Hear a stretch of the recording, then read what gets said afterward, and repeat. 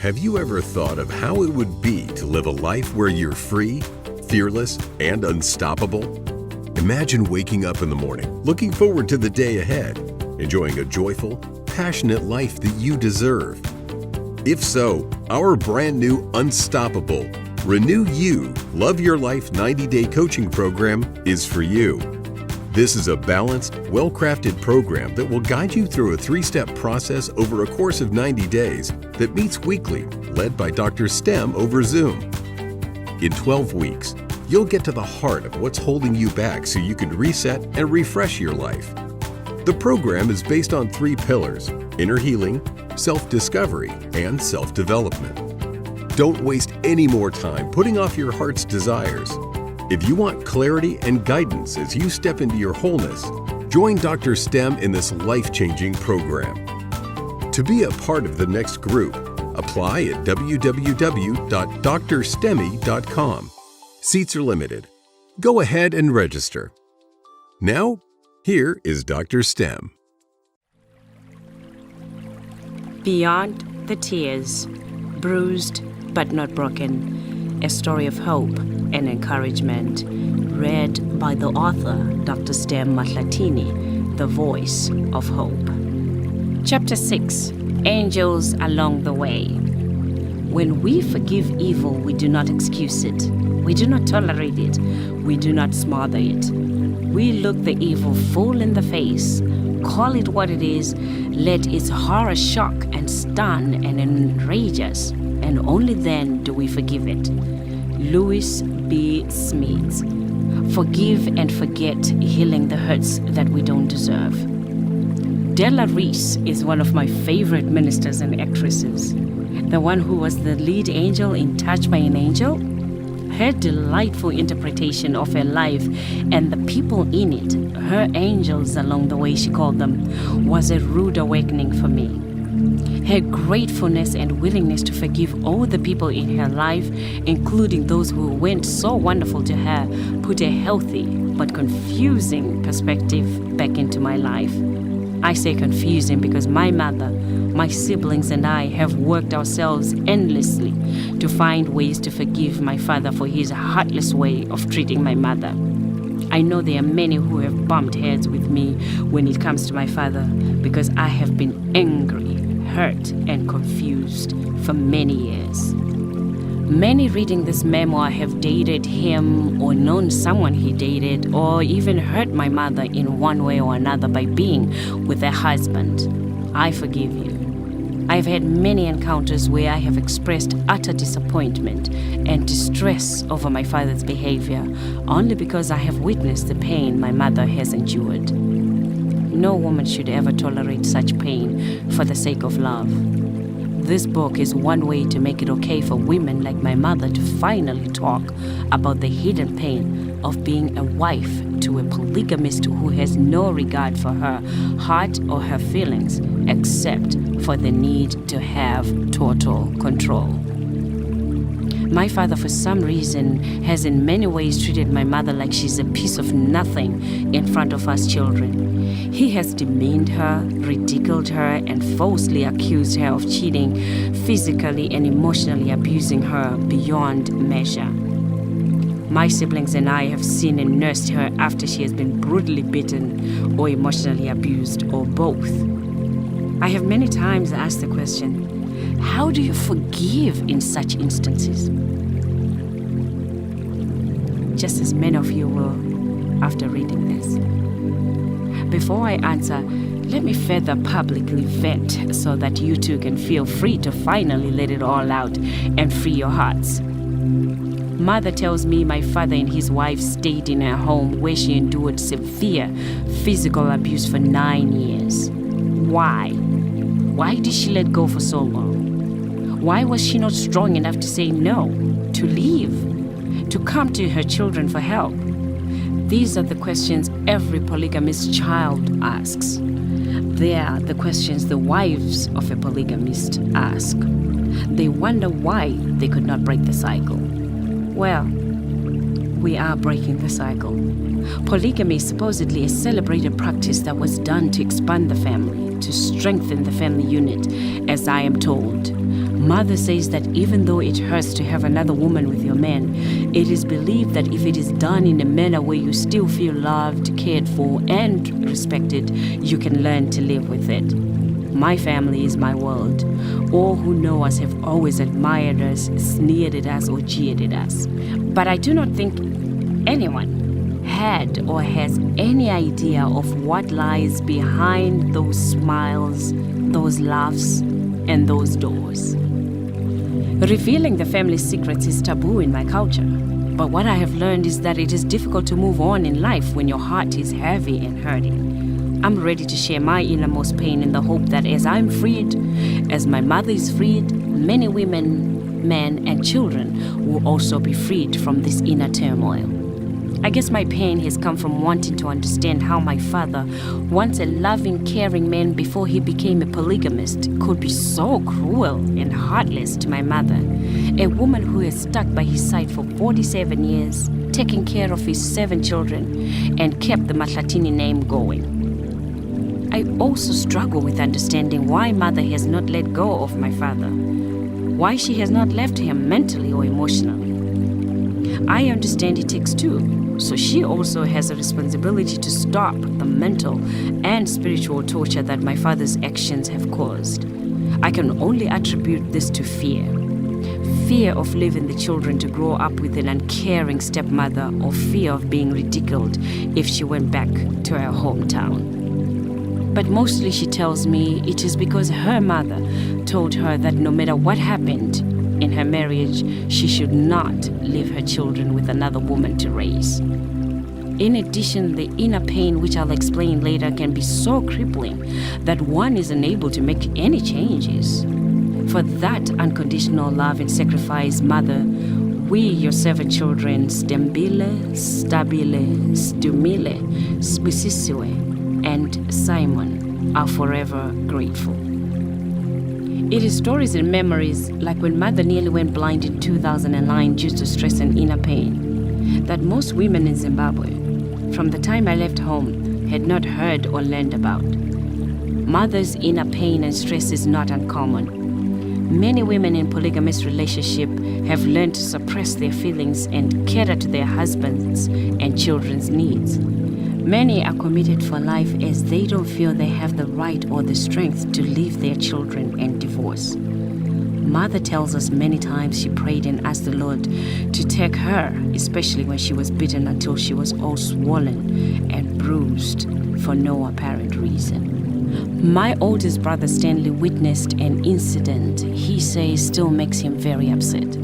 He states he went home one afternoon to find mother all swollen and crying after dad had hit her. Mother begged my brother not to confront my father, saying he needed to keep the respect of father and son so he should leave it alone. He did, and it still bothers him how someone could think of hitting our petite mother who is so fragile and vulnerable. Needless to say, that after the blindness started getting worse, I rushed home to Zimbabwe to bring mother back to the USA for treatment. At this time, my father had been gone with his second wife and third wives for over 20 years and had started new families with them. He never bothered to call her to come visit her during the time she was going blind. He, however, is considered and still is the head of my mother's home, even though he has not spent a night in over 20 years and visited only a handful of times. When father moved out of the house, mother said she refused to leave as he wanted her to do because that is the house where she has raised us. Another reason was that the home in Waterfall, Zimbabwe is the only place we all call home. We have nowhere else to go when we visit. He never thinks of how much more mental damage this will cause us children, his grandchildren, let alone my mother. In the years since, mother has made repairs, kept the house maintained, so that when we all visit Zimbabwe, we have a place to go. I have been home 4 times now, and it has been a blast being home. Mother has always believed that the house was in both their names, and trusting her husband, my father, to have purchased the home in both their names.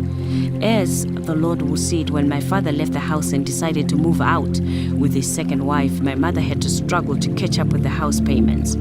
My sister and I had to help pay for the home, and we had our mother keep the title deeds after paying the home off.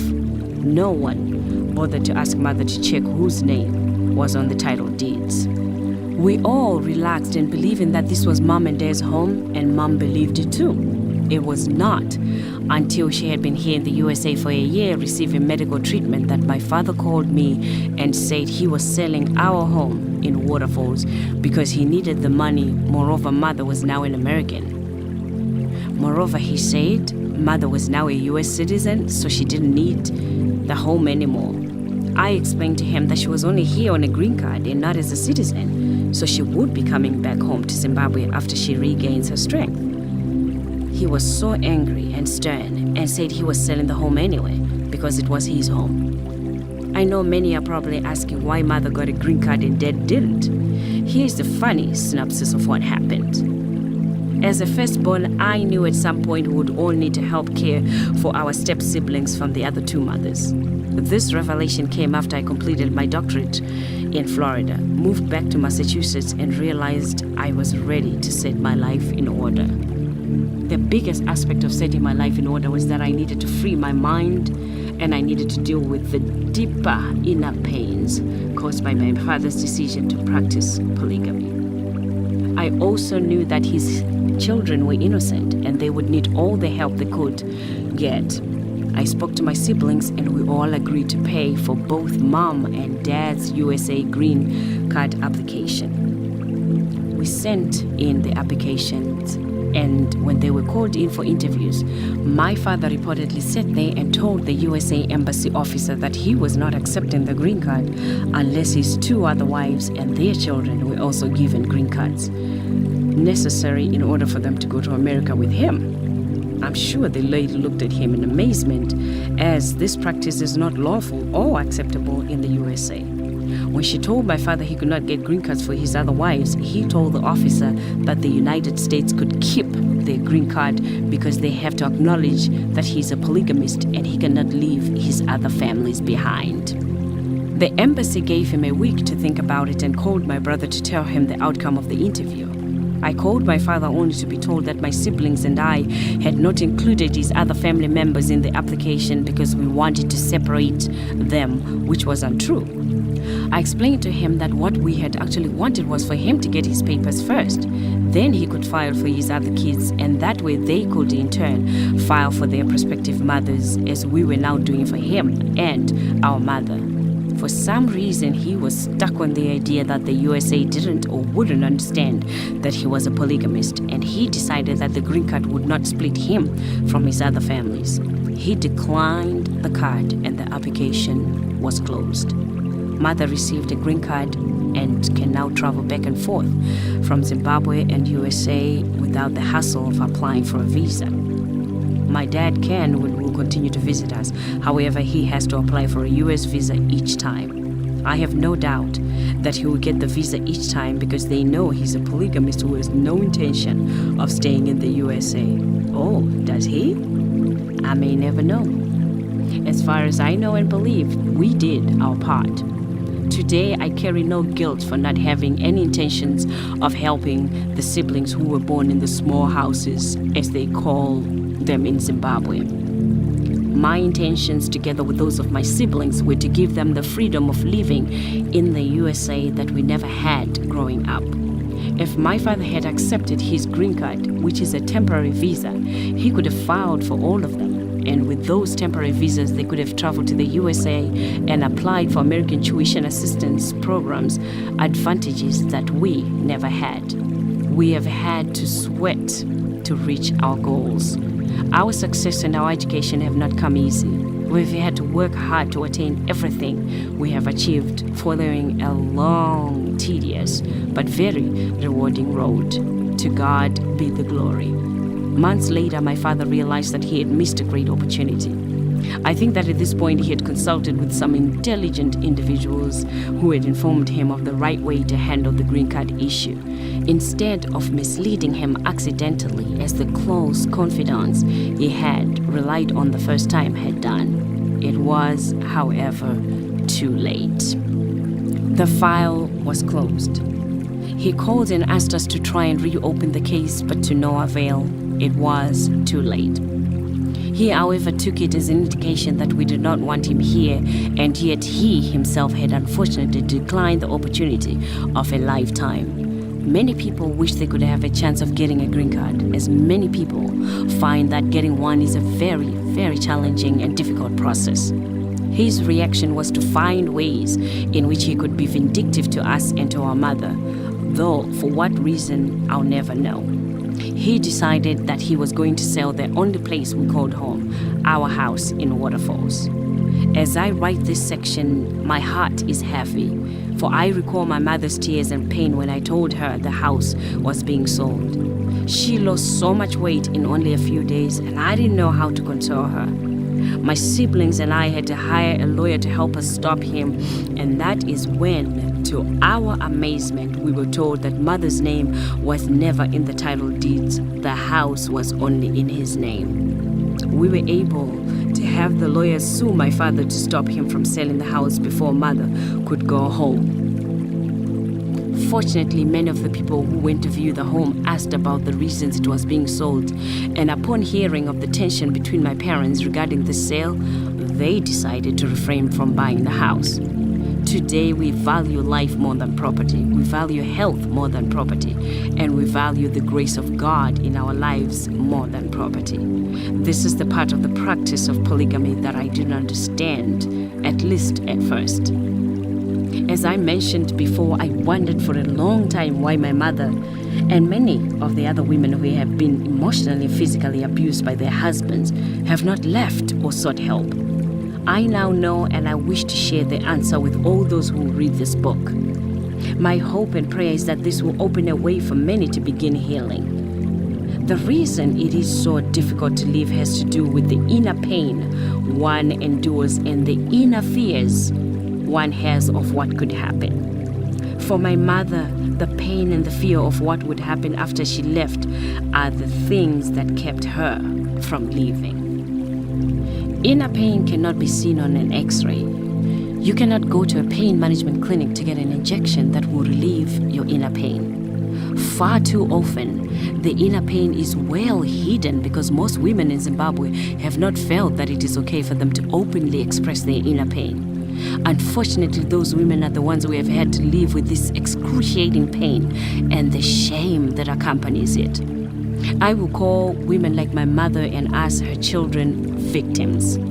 We were victims, frightened for many years by what we worried my father would do to our mom, or what he would do to us, his children, if we were to ever rebel or confront him about his actions. We've had to deal with the inner pain that is manifested and experienced in the form of serious depression, even to the extent of suicidal thoughts, or during especially low times, wishing we were dead. I know of many women and children who were actually successful in their attempts to take their own lives. For them, it seemed that death was the only most reasonable and easily attainable treatment or resolution to the emotional and mental pain they had to suffer. I have watched my own mother reach a level of incredible hopelessness a number of times, and she has experienced an almost total loss of self-esteem over the last 20 years. I have seen her struggling to tell her story, to speak of the emotional, physical, and spiritual pain she endured. It was very difficult for her to relay her story to others, much less to relate to those who believed that she had a good husband, but that she was being stubborn in not accepting my father's other wives. So in many cases, the women or children trapped in a polygamous situation will simply retreat into a world of their own, a world that often seems shrouded in darkness, a world with no hope of light. They come into a very bleak place, one that is painful for the soul, the mind, and for one's emotions. Their inner pain runs deep, though it may be unseen by others.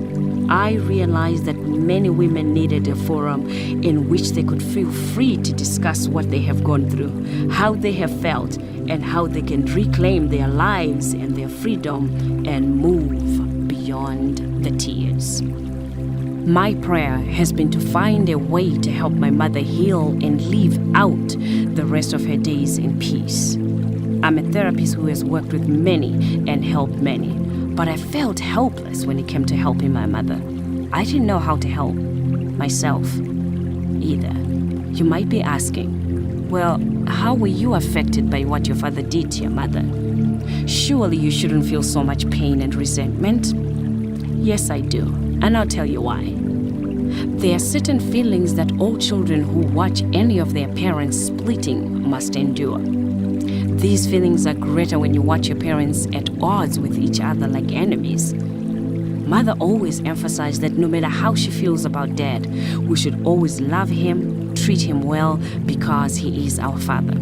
We have continued to do our part as children. The symptoms that I have struggled with are fear and tension. I have found myself feeling angry for years, but I'm only now realizing that this anger eventually caused emotional and even physical trauma for me and for my siblings. We all struggle with trusting our spouses. I have seen my sisters become angry with their husbands for no apparent reason. We have discussed how our tension and our fear of experiencing the things that happened to our mother have gotten in the way of our having loving, caring relationships with our respective husbands. Danger. Although I was not home during the 9 years in which the abuse included physical harm, my sisters have told me that they were always in danger of being beaten when mother was being physically abused by Dad. Confusion. I have realized that as children we often received mixed messages. For example, I grew up hearing my dad criticizing others who were practicing polygamy. I could have sworn that my father would never, ever marry another wife. To my amazement, he did. I did not understand it. I was hurt. I was confused. Hopelessness. For years, my siblings and I were angry with my father. We despised his actions and we despised him. Mother prayed and spoke to us, asking us to ease up on him because he's our father. Despite all that she had gone through, she still found it in her to want us to love our father regardless. The good news is that we actually can go beyond these tears, ladies. We can escape being victims. We do have the capacity deep within each of us to overcome the wrongs that were done to us and become strong, empowered women. We can regain our hope, our trust, and our faith. The hardest part is reaching the point where we are ready to make decisions to pick up our baggage, hoist it out the door, into the trash bin, and leave it there. Ridding our lives of the inner pain that has haunted us. You see, that's just what the painful past is. Trash. The painful past keeps us from moving forward and stops us from walking the path of the true purpose for which we were created. I am ready to move on. I'm ready for my God-given purpose. None of us was created for the sole purpose of being abused. For those of us who have experienced physical, emotional, or spiritual abuse, let us take those terrible events and use them as a way to learn, heal, and help others as God prepared us to do. This applies to all people who have experienced sexual abuse as well. There is a big difference between reliving your past and sharing your testimony for the benefit of others. This book was written for the sole purpose of sharing my testimony, sharing information of my family's life as a way to benefit all those who have had to live through similar experiences. The intent is a hopeful one, to lift others up. The key is forgiveness. The way that my mother has come to experience her own angels who have helped her heal is both unconventional and amazing. When she came to the United States in 2009, I connected a home phone that was just for her to use. I had heard that there were prayer lines that had been started by Zimbabweans for Zimbabweans. I gave her the numbers and we both called from our respective phones to listen in on the prayers, testimonies, and Bible readings. I had no idea that the women on these prayer lines would be the angels on my mother's path that would finally free her from her heavy heart. She befriended a lot of the women from the prayer line and started to have daily phone prayers with as many as 5 people a day. It was during these intimate prayer calls that she decided she was going to volunteer her time preaching as well. I helped her with the Bible verses she needed and helped her practice with me as her audience before she preached on the telephone. She was amazing. I had thought she was still the shy lady with a poor sense of self-worth that I had remembered. The prayer lines gave her confidence. One day she felt comfortable sharing her story, and from that day onward, she has had many blessing-filled moments praying with the women who call her for prayer because they can relate to her story. I've had people message me on Facebook saying they heard my mother preach on the telephone prayer line. I'll give the prayer line info at the end of this book. To all those mothers who have prayed with my mother, who have listened to her story a million times, soothed her crying and given her hope when you had no idea you were being her angel, I thank you from the bottom of my heart. Beyond all those tears is hope and encouragement for an anointed life that only God has in store for each of us. In His own way, my Father has been an angel to my mother and to us, His children. We are who we are today because of His love as a father and His care as a husband when the going was good. For that, Father, we thank you. Now, on a lighter note, there are many people whom I have to acknowledge in this chapter. But first, let me remind you that each of us come into this world with a special mission or purpose in life that only we can accomplish. It is the quest to find our mission, our purpose that allows us to form meaningful relationships with every person is an angel. Every so often, some fortunate people may have a sense of what their purpose is, but many others have no idea. The few that might know may find out that they are not fortunate enough to have the encouragement or support they need. Instead, many of us are pushed into doing the things that our parents or other people feel is really best for us to be doing. And we end up ignoring our own vision of what we came here to do. Coming to America allowed me to follow my own heart and gave me the will and the stamina to go against what others might have seen me doing with all my life. In every path I have traveled, I now realize that there have been lots and lots of angels along the way. Angels who, when I was lost, sad, and confused, always reminded me that I'm here for a purpose. It is amazing that when you start to think of life as having angels who have messages for you at all times, you begin to hear and see through a different lens. Life becomes meaningful. For me, angels were the people I met and the inner voice I heard that would speak to me gently when I was working in jobs that I hated. I would be desperately wishing that there was something else I would be doing to pay the rent and put food on the table. Then I would hear the inner voice. It was at those moments, especially when this happened, that I honestly believed that there's more to life than what we settle for. I started seeing that if I took time to listen to those angels around me, my life would take a turn for the better in due time. The key is having the courage to look, to listen, to be open, and willing to take risks and to begin working towards change. The first angel I will mention who helped me to find my purpose and who taught me that there are truly angels along the way is a lady I'll call Miss Mary. I was working at a local nursing home in Lowell, Massachusetts. After 2 years of working full-time and going to school for a degree in computer science, I met a family that was bringing their family, Miss Mary, into the nursing home. Miss Mary was in a wheelchair. She was crying and screaming at her children, asking them why they were not able to care for her at her home, and demanding to know why she had to be in a nursing home. She accused her children of not appreciating all she had done for them. It was a horrible thing to see and hear.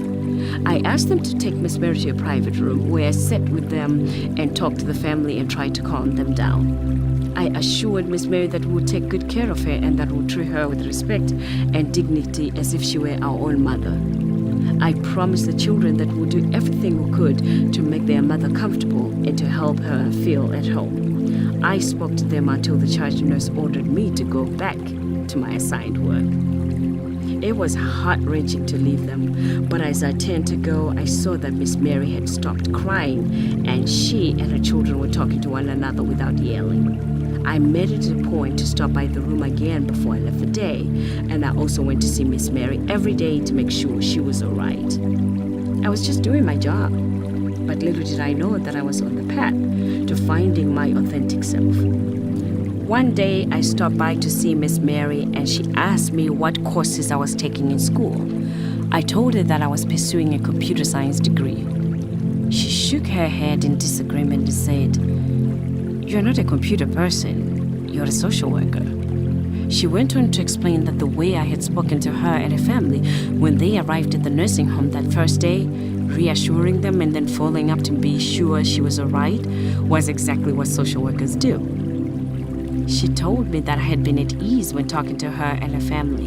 It appeared to be natural for me to console and help others. It was something I was really good at. I had helped her and her family through one of their darkest days.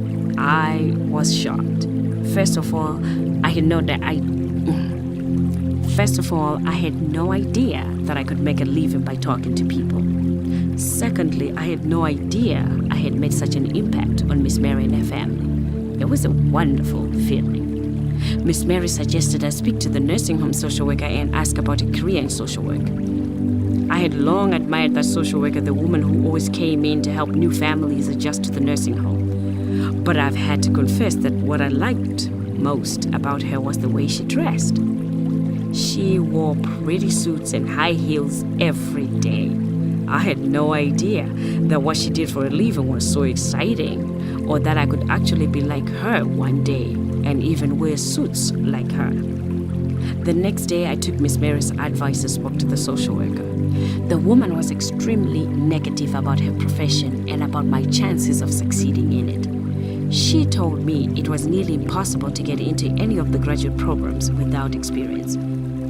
She said it was especially difficult to get into the Boston University program that she had graduated from. Well, I went straight to Miss Mary's room and declared that I was going to be a social worker. And I even knew which college I was going to attend to earn my social work degree. Boston University. I was so excited to think that I could have a job I loved, a job I was born to do, that not even the social worker's lack of encouragement could stop me. To just be myself, talking to and helping people and getting paid more money than I ever made before, my excitement and optimism overshadowed every bit of that social worker's negativity. I knew that if other people were able to get into Boston University social work program, then it was possible for me too. I am proud to say I am today a graduate of Boston University. Thank you, my angel, Miss Mary.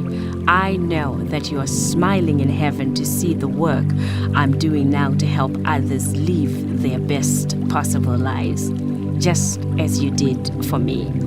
I also found one of my late best friends in this nursing home, Edna Williams, who died of cancer a few years ago.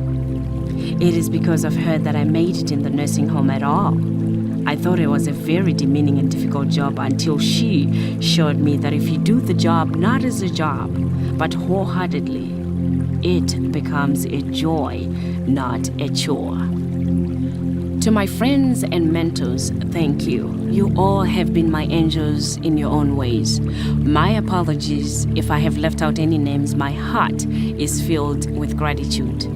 Thank you, my angels, Linda Eastman, Saru Furusa Walsh, Rumbidzai Mkonto, Paulette Miller Randolph, Rhonda Scott Sudat, Eliza McCall Horn, Elizabeth Avila, Salvador Lainez, Frank Kirshner, Mr. Wolf, Miss June Marie Kershaw, Harold Marks, Carol McFarlane, Melanie Favors, Janine Furdock, Phyllis Manchner, John Loblack, my uncle, Sanda Sanganza, Steve Muzite, Auntie Za, the Sanganza and Matlatini families, all the people that I worked with at Fairhaven Nursing Home, Palmena Nursing Home, Tampa General Hospital, Salem High School in Massachusetts, Visions FM,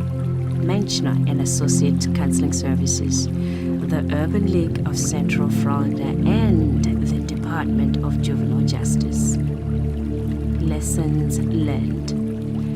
This life is yours. Take the time to recognize the angels around you.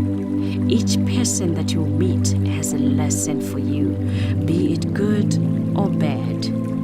Take advantage of all opportunities because you never know where you might meet that life-changing angel along the way. Every situation in life has a purpose and a lesson to teach us. There's a reason behind why things happen, why situations change, and why people do what they do. The lesson has been to embrace what life has to offer. My father's path was to be the way it is, so we have embraced it. My mother's path was to be the way it is, and we also have embraced it. Their two lives have woven a clearer path for me and for my siblings. If I had not gone through what I've gone through, had not witnessed the pains, and had not embraced the angels along the way, I would not have a memoir to share. I would not have a story to tell. I would not have a testimony to share with others who are experiencing the same pain. There's healing beyond the tears. A dose of motivation. My mother has shared with me some of the Bible verses and songs that have inspired and motivated her. I will share these with you so that you too can be motivated and pass them on. The verse that comes to mind is Psalms 91. Mother's peace was found in Psalms 91, which reads, "Whoever dwells in the shelter of the Most High will rest in the shadow of the Almighty. I will say of the Lord, He is my refuge and my fortress, my God in whom I trust. Surely He will save you from the fowler's snare and from the deadly pestilence. He will cover you with His feathers, and under His wings you will find refuge. His faithfulness will be your shield and rampart. You will not fear the terror of the night, nor the arrow that flies by day, nor the pestilence that stalks in the darkness, nor the plague that destroys at midday. 1,000 may fall at your side, 10,000 at your right hand, but it will not come near you. You will only observe with your eyes and see the punishment of the wicked. If you say, 'The Lord is my refuge,' and you make the Most High your dwelling, no harm will overtake you, no disaster will come near your tent. For He will command His angels concerning you to guard you in all your ways. They will lift you up in their hands so that you will not strike your foot against a stone.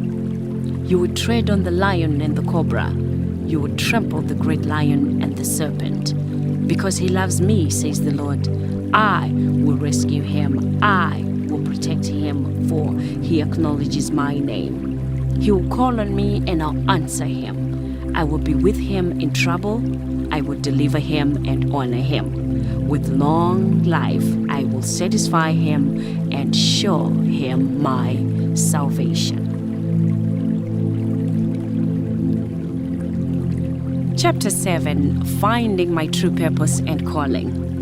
The biggest threat to our well-being is the absence of moral clarity and purpose. Rich Sherman. Have you ever thought about who you are, what you stand for, why you were born? I'm not talking about your family roles or work roles. You can be a friend, a brother, sister, employee, boyfriend, girlfriend, husband, wife, partner, mother, father, son, or daughter, all the same time. But these are just very small pieces of who you are. They don't represent who you are deep inside. Your inner self is who you really are on the inside.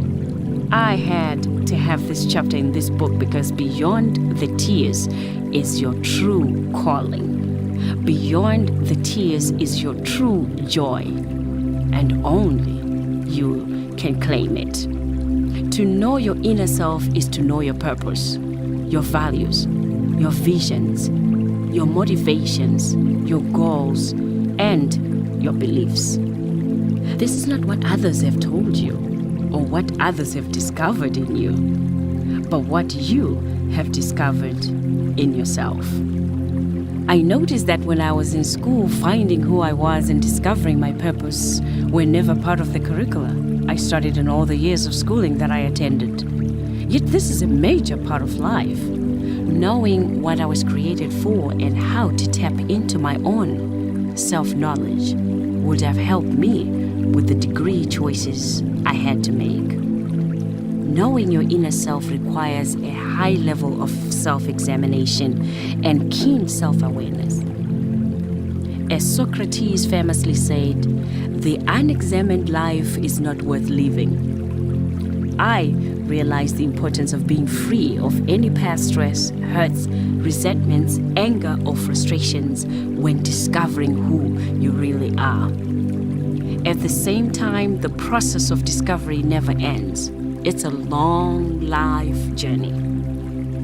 Knowing your inner self comes from self-awareness. As I mentioned, knowing your inner self comes from truly knowing yourself, which is what I call self-awareness. Even if you do not have a clear picture of who you really are, it is important to take a look at your life and to see your responsibility for what has happened in your life. Every day is a journey in discovering who I am and what I stand for. The more I uncover about myself, the more I am able to live and to do what I love. I have realized that before everything else, I'm Stembile, Stem, as I am now affectionately known, or Tembi, as I was known by my grandparents. Stembile means hope, or to be hopeful in my native language. I always say I'm more than my identities. I laugh because I've been told many a time that it is difficult for guys to date me because of my education and my professional accomplishments, when in truth all I'm thinking is, well, I'm more than all those accomplishments. It is a shame that people are discriminated against for having been diligent and persistent in preparing themselves educationally. I admit it. There have been times when I was very confused about what my life's purpose was and about who I was. I have said in a previous chapter that my journey started in a nursing home where Miss Mary was the angel who told me that I was a social worker. Before she told me that, I had been struggling to imagine what kind of life I would have been working with computers because I was pursuing a computer science degree at the time. I could not envision what my life would be like. Deep down, I knew that computers were not my passion. I did not enjoy sitting at a machine for hours on end. I imagined, however, that somehow I'll be paid more money that way, and the money would enable me to do what I wanted with my life. It is surprising thinking back that the discovery of who you are and what you really enjoy doing has never been a priority, at least not anywhere I've been. I've heard people complaining about their education, their work, their life, and their families, but have never heard a conversation that focuses on what it is that you're here on this earth for. Two simple questions that have helped me and which continue to help me are: what do you do for a living? What were you born to do? What you do for a living is a safe option. That is the job that you do to pay the bills, to care for the family, and to provide for what we call your day-to-day needs. It's comfortable. It's what you know and it's what you've done for years. Perhaps most significantly, it can't be all that horrible because you're still doing it as you read this book. What you are born to do is for many people the frightening option. It also requires us to shift away from what we know. It's uncertain whether you'll get the money you need to survive or whether you'll be successful. This is, however, what you enjoy doing the most. This is what would give you sleepless nights because it doesn't even feel like work at all. This is what inspired that anonymous quote: "Choose a job you love and you'll never have to work a day in your life." For most of us, the fear is, what if it doesn't work out? You'll have left your day job, your security, for a dream that many will call silly. The scary part is, then what? Do you go crawling back to reality, shamefully admitting that your dream or your business idea or your pride and joy failed? Many people hate the feeling of failure. They hate being talked about if it doesn't work, and they fear having wasted precious time going after this dream job or dream business. This uncertainty, this fear of the unknown, scares many people to the point of never even trying to pursue their God-given talents. Many don't take action because they don't want to fail at whatever they love to do. I had to overcome this fear. I had to believe Miss Mary and arrange to go through a social work program where my true, authentic self would shine at Boston University in Massachusetts. I felt though that continuing with my degree in computer science and not changing to what I loved would be much worse. Staying as a nurse's aide in the nursing home meant doing only what I had to do to pay the bills. My inner spirits knew that I wanted to help people in a much larger capacity than as a social worker in the nursing home. I could foresee myself becoming increasingly unhappy if I didn't pursue something I loved. Many people stay in unhappy positions, unhappy marriages, unhappy relationships, and then blame other people for their unhappiness. We all have an obligation to ourselves first. We owe it to ourselves to take responsibility for what we want to do and what we have to do. But wait, is it that easy? Unfortunately, it is not that easy for many. As human beings, we are influenced by other people a lot more than we usually acknowledge. When one is sad and in need of a friend or a parent's advice, the influence is good. But there are many times when what has happened in the past puts restraints on our current relationships, which can make it difficult for some to find their true calling. I recently read a book by Dr. Peale called Self-Matters: Creating Your Life from the Inside Out. In it, Dr. Peale discusses how the choices we make on a day-to-day basis help to promote happiness and to define our purpose. I couldn't agree more. It's a very good, very detailed book as far as self-help books go, and I want to share a few statements that in particular really spoke to me on the subject of choices. Dr. Peale wrote, "I have some bad news and I have some good news. The bad news is you're making the choices that have put you on this life circumstance. The good news is you're making the choices that have put you in these life circumstances." Dr. Peale also includes a section on how our past shapes us and affects who we are and who we will become. He writes, "Social scientists tell us that the entire origin of your self-concept and therefore determination of who you ultimately become in your life can be traced to the events of a precious few days and the actions of an amazingly few key people involved in those happenings." He goes on to say that out of the thousands of people you have met in your entire life, and despite all the good and bad things that have happened to you, the basis of who you are can be found rooted in only 3 things, which Dr. Peale describes as 10 defining moments, 7 critical choices, and 5 pivotal people. Leaving the nursing home and going to Boston University was the only beginning of my journey. I remember writing the entrance application essay with incredible passion and excitement. In the essay, I spoke of how much I love people. I love working with humans in every capacity, and especially in times of distress. My goal is to create, as Oprah Winfrey put it, an aha moment for myself and for those whom I serve and encounter. I feel more satisfied when I encounter such a moment of enlightenment, a moment of increased courage, increased willpower, increased enthusiasm about life, and a greater willingness to let that little light shine. I create this environment for my audience and for myself. My purpose is to be a messenger of hope and peace. God is my employer, and my passion is to serve Him to the end. I have realized that in everything I have done, putting Him first has been the best decision of all. When I do what I do knowing that I'm serving Him, I rid myself of the stress caused by critics and negative people.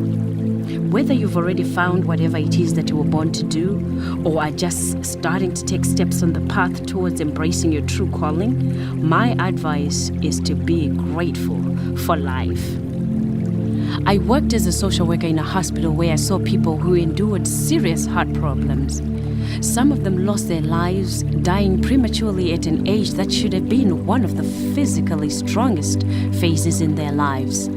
I also worked in hospice care where I was privileged to speak with and administer to people in the last days of their lives. Being alive is a privilege, and when we learn to acknowledge the gift of life and aim to make the most of each day, we will no doubt find our true calling. It is of no use to simply know that you are unhappy with what you're doing. You must also be willing to find an alternative.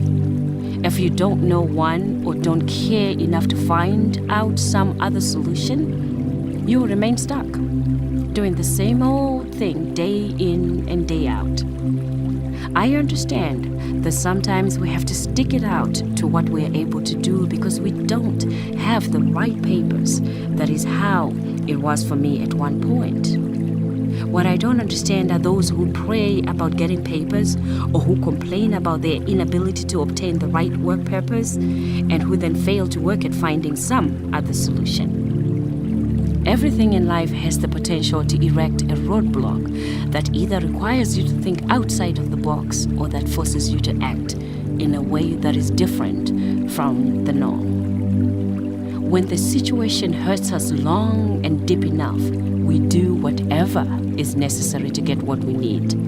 Ask yourself, what is it that you need in order to be able to pursue your true calling? What can you do about it? Who can you talk to about it? Who can you pray with about it? Now act on this information. Do whatever it is that you have to do. There's always a little voice within each of us.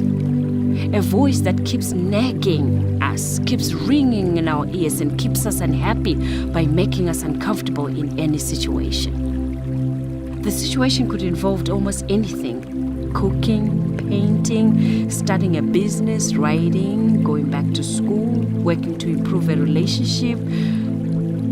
Suddenly, we realize the source of our sadness, anger, and dissatisfaction with our lives. It comes from not finding fulfillment in the choices we have made or in what we're doing for a living. At Boston University, I realized that working with people was my calling. I worked as an intern at Women's Inc., where I worked with women who were recovering from addiction. I was changed by my experience with counseling them just as they changed as a result of my counseling. That is my calling. I enjoy coaching people and counseling people because as they heal, I'm healed as well. My work included working with adolescents. Now, looking back, I'm amazed at how my life path has so often involved working with women and youth. In finding your passion, as I have found mine, I want to make it clear that some people are clearly content and happy with working at their job and doing what they're doing. That is admirable. As long as you're happy and content with where you are, understand that the key to contentment is not the pay, but rather your ability to do what you do with passion and happiness. It is knowing beyond a shadow of doubt that the work you do is the best you can do and that you are happy with where you are. It is what you were born to do, and you do not have moments of wishing you were doing something else. Even though I worked for many different human service agencies, programs, hospitals over the years, I loved what I did. The pay was great. When you have found your passion, you sleep at night knowing my only issue with my job was that I wanted to impact more people. I wanted to travel. I wanted the freedom to teach, to speak, and to connect with many more people. I also wanted to work for myself and to have the freedom to do more with my time. I left the job after job for many new opportunities. I went to school to get further educated, but I still was not satisfied with working for anyone else.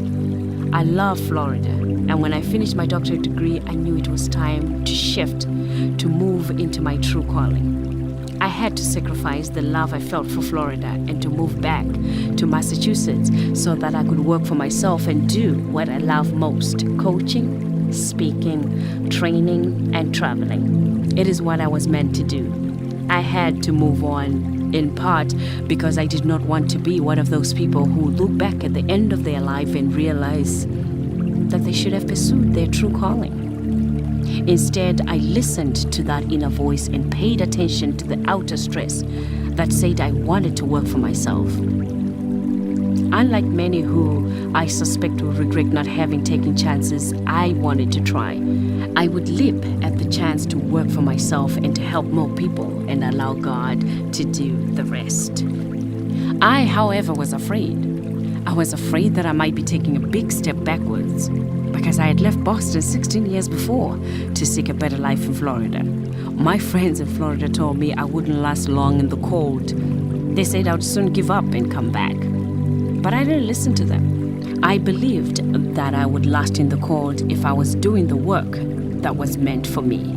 I have since learned that you cannot mess with a made-up mind. I was determined. I had made up my mind that I was going to move back to Massachusetts, and I was certain that I would find a way to make it. It wasn't easy. I was embarrassed to be moving back, and I was nervous at the thought of how I would even get started. But the thought of what if I succeed was stronger than my concerns, so I moved. What is this monster called fear? That we all talk about it when we discuss whether we should try pursuing our dreams, going after our heart's desires, or taking the risks that we need to take. What is it about fear that keeps many people captive, trapped by tears and pain, seemingly unable to move beyond the tears into a brighter future? It is truly scary how fear gets in the way of many of us moving ahead with our lives. We fear giving up our security, or we fear the failure that might result from pursuing our dreams. In some cases, we fear our own successes, or fear having to maintain that success over years or decades. We fear what people will say or what they will think. We worry that we might not have what it takes to do what we're driven to do, even when we have all the necessary qualifications and more. I talk about fear again because it is such a barrier to so many people. No matter how many books you've read, how much education you've received, or how you are ministered to, if you don't conquer your fears, you will not move ahead. If you never move ahead, you will not be able to find your true calling before your time on this earth is up. Think of a fly. It's such a little creature, but it's amazingly fearless and powerful. Fear is like the little fly. It can bite a big man or woman and leave them scratching and mourning from pain. We must recognize that we have the option of swatting the fly and stepping away. We cannot allow these fears and concerns to stop us from living our dream life. Any fearful excuse we can give for not doing something can be thought of as a small fly and swatted off. I noticed that for many years. Whenever I was about to make a change in my life, even if it was simply from one job to another, similar job, I felt scared. Because of my fear, it took a long time for me to truly make up my mind. I had a secure job in Florida. I was content in some ways with where I was, but I wasn't truly content. To find my true calling, I had to move when I needed to move. I had to say, yes, Lord, and trust in Him. So at last, when I most needed to make a change and return to Massachusetts, my dream was bigger than my fears. As foreigners, we have a different mission than most, I think. We're survivors. So when we get a job that requires us to show up, put in some work, and get paid, we show up. We show up for the paycheck that allows us the freedom of money we did not have back home. The paycheck, the benefits, and the health insurance usually keep many people from moving. It is the security that comes from having this stability in our lives that usually keeps us from finding our true calling. I gave it all up and moved with just a couple suitcases in my car. 2 weeks after I arrived in Massachusetts, my car died. I had no job, no money to fix it. I found a part-time job that paid very little and worked to get enough money to buy another used car and to seek another better paying job. When you decide to pursue your passion, your calling, you will face many stumbling blocks along the way. There will be disappointments and setbacks. It will not be easy, but it is worth it. The answer is already within you. Your job is to face the fear that is trying to stop you and follow your passion anyway. If you haven't found the work you were meant to do, keep searching, keep praying, and be ready to act when you finally find what you want. It is so good to be doing what you love. I know this because after I moved to Massachusetts, I worked menial jobs here and there until I found a job that paid really well at a local hospice agency.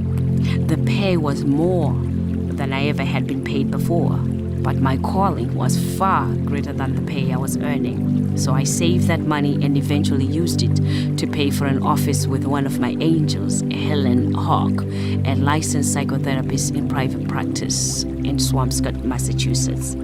I paid a very minimal fee as I had applied for provider privileges with many health insurance companies in Massachusetts.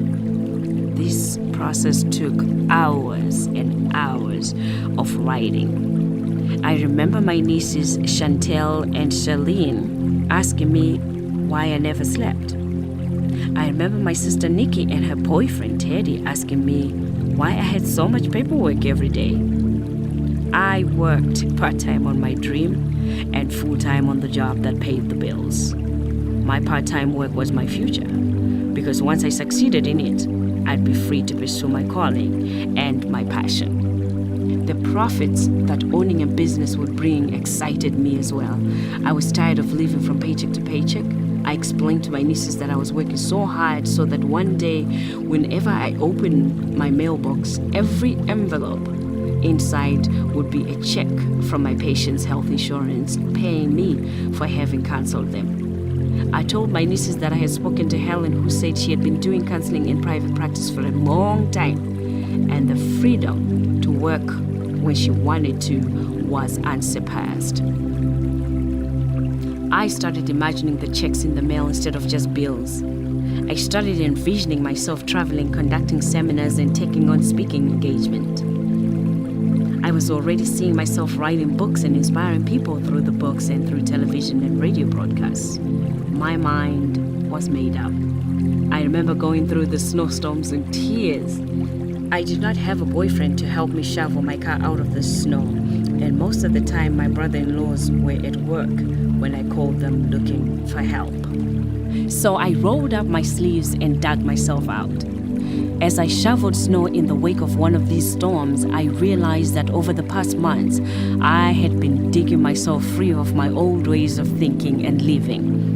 I was freeing myself from old expectations, becoming more than I had thought I could ever be. At that moment, I knew I was going to make it no matter what. I was doing fulfilling work but needed to expand my territory. As one of my great mentors, Les Brown, says, if you take responsibility for yourself, you will develop a hunger to accomplish your dreams. When you're hungry, no one can stop you. The questions you should ask yourself as you read this chapter are these. Are you truly happy with where you are in life? Are you truly happy to work in a career that is fulfilling and enjoyable? Because when you really love your work, you greet the day with a smile that can brighten a whole room. They say you won't need a clock to wake you. You'll wake when you need to wake, all on your own because you love what you do. I have conducted training seminars and done speaking engagements where people have asked me if it's too late to make a change. Maybe you are one of those people and asking yourself whether it's too late for you. Maybe you believe that you've somehow missed your calling and now you're thinking that you should pursue it now. After all, you're not getting any younger. I believe the 19th century writer George Eliot got it right when she said, "You are never too old to be what you might have been." My first coach, Sasha Zerbeck, laughed when I told her that at the age of 45, I was too old to try something new. That was 2 years ago. She empowered me to pursue my speaking passion because she herself had started in her 50s, and she's doing very well and going steadily forward. When I left Zimbabwe, I believed, as many of my fellow Zimbabweans also believed, that my purpose was to be a good person, to set a good example, to get an education and get married. I was supposed to stay out of trouble, and then, at some arbitrary point in life, I was supposed to contribute to society. I didn't think that my purpose was to set goals and pursue them. I felt like my purpose was to take whatever life threw at me, wait for something good to happen to me, and then, after a lifetime of waiting, die. Obviously, I no longer believe those things. Instead, I now believe that we all can think and act on our own merits. We do not at any point in our lives have to settle for anything. We can choose to tolerate something until we can do better, or we can find better ways or alternative solutions. But even when we choose to wait, it is a choice. We're not waiting passively. We are waiting and watching for a chance to make ourselves and our situation better. My belief is that none of us have special birthmarks that allow for special privileges in fulfilling our life's calling. I believe that if we build enough faith and strength within us to go after what we need, then we are bound to get that and more. There will be hard work required of you along the way while you become the person you were meant to be. In the lessons I learned, I will share with you the steps I found to be helpful in uncovering my inner self. There are those who will say, well, my situation makes it harder to find my purpose or to be what I was meant to be. To many, it is difficult even to fathom having the passion to find out what they are meant to do on this earth. To them, I leave this quote from Richard Badge. Here is the test to find whether your mission on earth is finished. If you are alive, it isn't. Lessons learned. Here are some steps which I found to be useful in uncovering my inner self. Being open to continuously learning and growing as a person. Putting myself in fearful situations in order to get to where I want to go. Constant reflection on the lessons learned and looking within for inner strength. Looking beyond what I'm told in order to discover what I want for myself. Listening to my gut feeling when it arises. Assuring myself that I'm as good as those who have made it or better. Not blaming myself when I didn't make it. I knew I was doing my best. Believing that all things are possible to those who believe. Being patient with myself when I didn't make it. Celebrating each step I took towards my dream, no matter how big or small the step. The longer you put off following your heart, the harder it is to leave the supposed security of the place you're at. I learned that you have to move from where you are to get to where you want to be. As John A. Shedd said, a ship in a harbor is safe, but that is not what ships are for. Happiness is an individual matter. When you're able to bring relief or bring back the smile to one person, not only that person profits, but you also profit. The deepest happiness you can have comes from that capacity to help relieve the suffering of others. Nothing compels us except the joy of sharing peace, the joy of sharing freedom from our pain, freedom from our worries, freedom from craving, which are the true foundations of happiness. Teach Nhat Hanh, Vietnamese Buddhist teacher and author. Risk anything. Care no more for the opinion of others, for those voices. Do the hardest thing on earth for you. Act for yourself. Face the truth. Catherine Mansfield. They say with age comes wisdom. I'm a work in progress. I still make mistakes, and I still have doubts. But my continued passion for my dream is bigger than the fears. My refusal to be negative and my willingness to work on improving my actions and reactions have resulted in my becoming more and more in harmony as a person. Today, I'm at a place where my outward identities are well in line with who I am on the inside. While there's definitely still room for further alignment, my inner and outer selves are quite congruent with one another. And all this didn't happen by chance. It came about as a result of conscious effort. I now monitor what I say to myself and other people. I pay attention to how I handle different situations. I constantly have to tell myself that I don't have to be defensive when people ask me on why I always emphasize the importance of being positive as a catalyst to leading the life of your dreams. People have sometimes accused me of being too positive, but many are now seeing that I have been in Boston for 4 years without wishing for even a single day that I was back in Florida. I'm a survivor, not a quitter. And by believing that, yes, I can do it, I have made this life's transitions more bearable. A dose of motivation. As Oprah Winfrey once said, you are not the product of your circumstances. You are a composite of all things you believe and all the places you believe you can go. Your past does not define you. You can step out of your history and create a new day for yourself. Even if every single possible bad thing can happen to you, does happen, you can keep going forward. I agree 100%. When you decide to create a life that is of your own choosing, you are certain to make certain changes despite the tears and pain. What makes you feel most alive? What's something you do that makes you feel like everything is right in the world? What gives you a feeling of satisfaction? When it comes to finding your true calling, set peace of mind as your highest goal and aim to do things that give you a feeling of total bliss. Chapter 8. When the student is ready, the teacher arrives. Create a definite plan for carrying out your desire and begin at once, whether you're ready or not to put this plan into action. Napoleon Hill.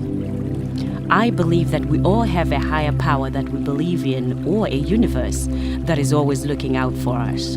I believe in God and believe that the best way for me to write this chapter is for me to be open about my belief in God and His powers over my life.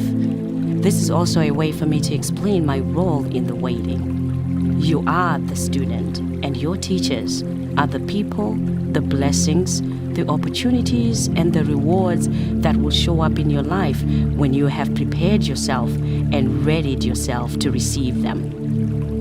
I have found that there have been times in my life where opportunities have come along and I just wasn't ready to take advantage of what was right in front of me. If you have ever had that experience, you know that it's frustrating and demoralizing. If you're really serious about going from your dreams to reality, then you will need to ready yourself to receive these opportunities. What am I saying when I talk about being ready? Let's say you're working as a nurse's aide or a personal care attendant, but you really want to be a writer. What do you need to do in your free time? That is correct. Write. You need to be practicing for your dream, whether by writing, research writers, reading books, studying grammar, taking writing classes. The point is that in every free moment, every chance you find, you need to be submerging yourself in writing. Why? Because you need to be doing all you can to be prepared and ready for your dream. You never know when an opportunity will present itself. It could be tomorrow, next year, next week. In the case of our example with the nurse's aide, what if someone had offered her a book deal? If she had been using every moment to hone her craft, she would be ready for that golden moment. If she had been only wishing and hoping, but not doing anything to get ready, that once-in-a-lifetime chance would have slipped away. Since you never know what tomorrow may hold, it only makes sense to work towards your goals however and whenever you can. I'm sure that I'm not the only one who continuously prays for the Lord's blessings in all areas of my life and who waits on Him for His answers. We all want to be blessed by the Lord. We all want to be successful, free, and happy. We all want to be joyful, peaceful, and healthy. While I believe that God wants to bless us all, I also believe that God wants to teach you and me how to fight and how to be survivors. For you to be successful at anything, you have to fight for it, to work hard at it. You have to claim it with all your might. If we do not have a deep foundation of faith, we may have difficulty withstanding the harsh storms and icy winds of adversity which unavoidably come to each of us. Experiencing death puts us through a period of tests, a time to prove ourselves worthy to return to the presence of our Heavenly Father for His guidance and protection. In order for us to be tested, we must face challenges and difficulties. These can break us, and the surface of our souls may crack and crumble in difficult times, shaking our faith to the core. God wants us to be tough and diligent.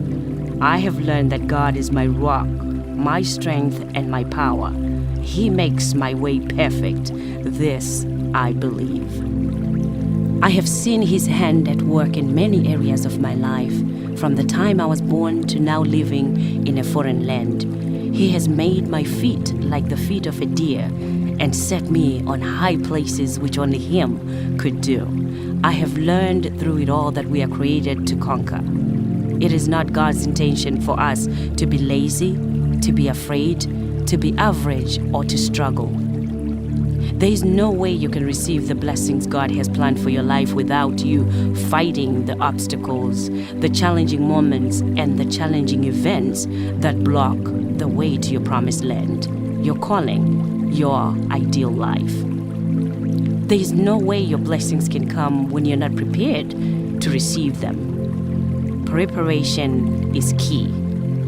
You see, that is why people who are procrastinators never accomplish anything in life, because they are looking for ways to reach their goals without struggling or overcoming the challenges in their way. I believe that there are various tests that we all have to pass before the Lord will release your blessings into your life. As I write this memoir, I'm having great revelations about my own life. I have waited to be married and to have children forever, as far as I know. But to the Lord, time is not of the essence, until He is ready to release that blessing. I have yearned to be a world-renowned motivational and inspirational speaker, trainer, television and radio persona, and that too had to wait until I went through the lessons of life. I was not blessed with the ability to live my dream until I could understand the meaning of God's blessings. Let me share with you why it is important to be ready and what God's blessings means. Number one, His blessing means responsibility. Responsibility means total surrender to His will and His ways. The questions are you a responsible person? God wants to bless us, but we have to understand that the more He blesses us, the more we will have and the more we will own. Hence, we'll be more responsible for ensuring good use of His blessings. Have you noticed that people who have no car have no need for gas? Number 2, to be honest, being blessed means hard work. But if we focus on His will, I think the path will be clear and the yoke will not be heavy. Everything God gives us requires maintenance. God gave Adam the garden, but he still had to work at it. Number 4, His blessing means stewardship and sharing with others. Many people think that God blesses them to keep His blessings for themselves. But I have learned that no matter how much God blesses you, you must know that you are not the owner. You are just the overseer of His blessings. Luke 12 verse 48 states, "For unto whomsoever much is given, of him shall be much required. And to whom men have committed much, of him they will ask the more." Number 5, His blessings means humility. I always think of my favorite hymn from when I was a Sunday school teacher. It is called "Humble Yourself Before the Lord." The lyrics go something like this: Humble yourself before the Lord, He will lift you up. He will lift you up, He will lift you up, if only you humble yourself before the Lord, He will lift you up. Let me tell you, there's a difference between humbling yourself and receiving your blessings and having excess money. A man of God said, "A rich man without Christ is a poor man with excess money."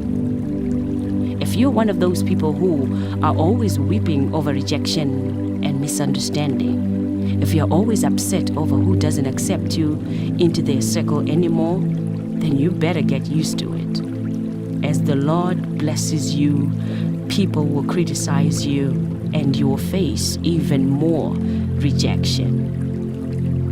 I have learned it is best to be like David, who said in Psalms 27 verse 5, "For in time of trouble He shall hide me in His pavilion. In the secret of His tabernacle shall He hide me. He shall set me up on a rock." This is the place where we find comfort and peace in God from the bombardment of cynical people's criticism and the constant pressure to perform. This takes humility. My mother and the women of God from the telephone prayer line have been my shield.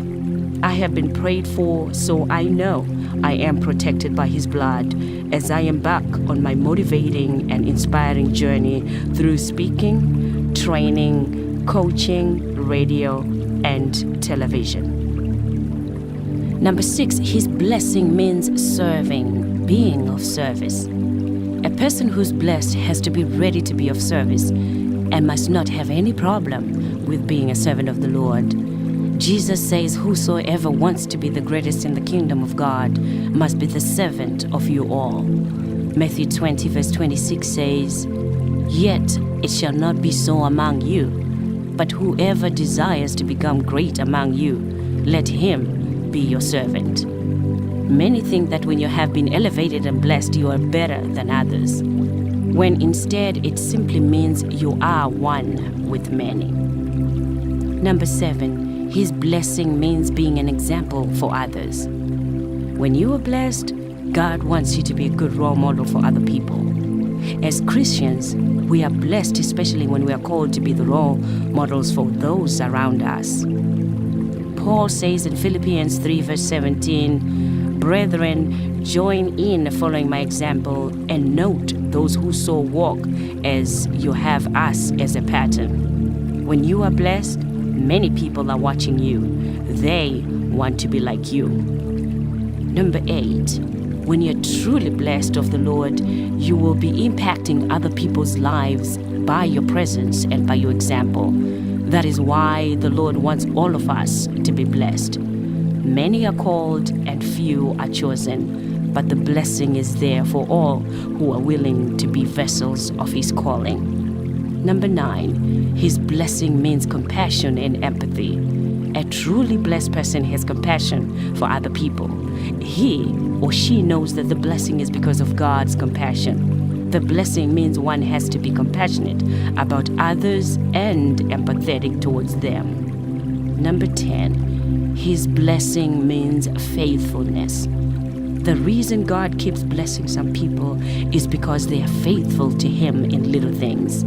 You need to be faithful to receive more blessing from the Lord.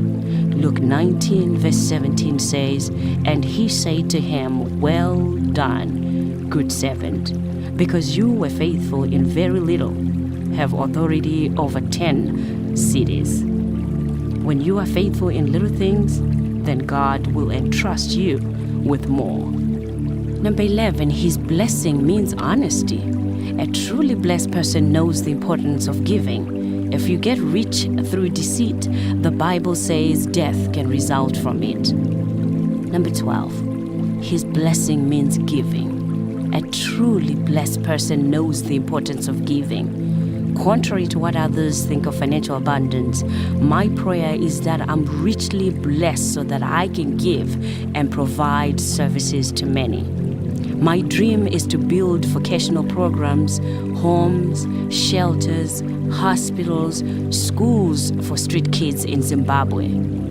These children touch my heart because their parents died mostly because of untreated illnesses such as AIDS, cancer, heart problems, kidney or lung problems. Proverbs 19 verse 17 says, "He who has pity on the poor lends to the Lord, and He will pay back what He has given."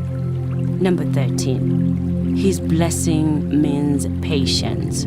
I know those who know me will laugh at this part and say, yes, STEM needs to learn patience.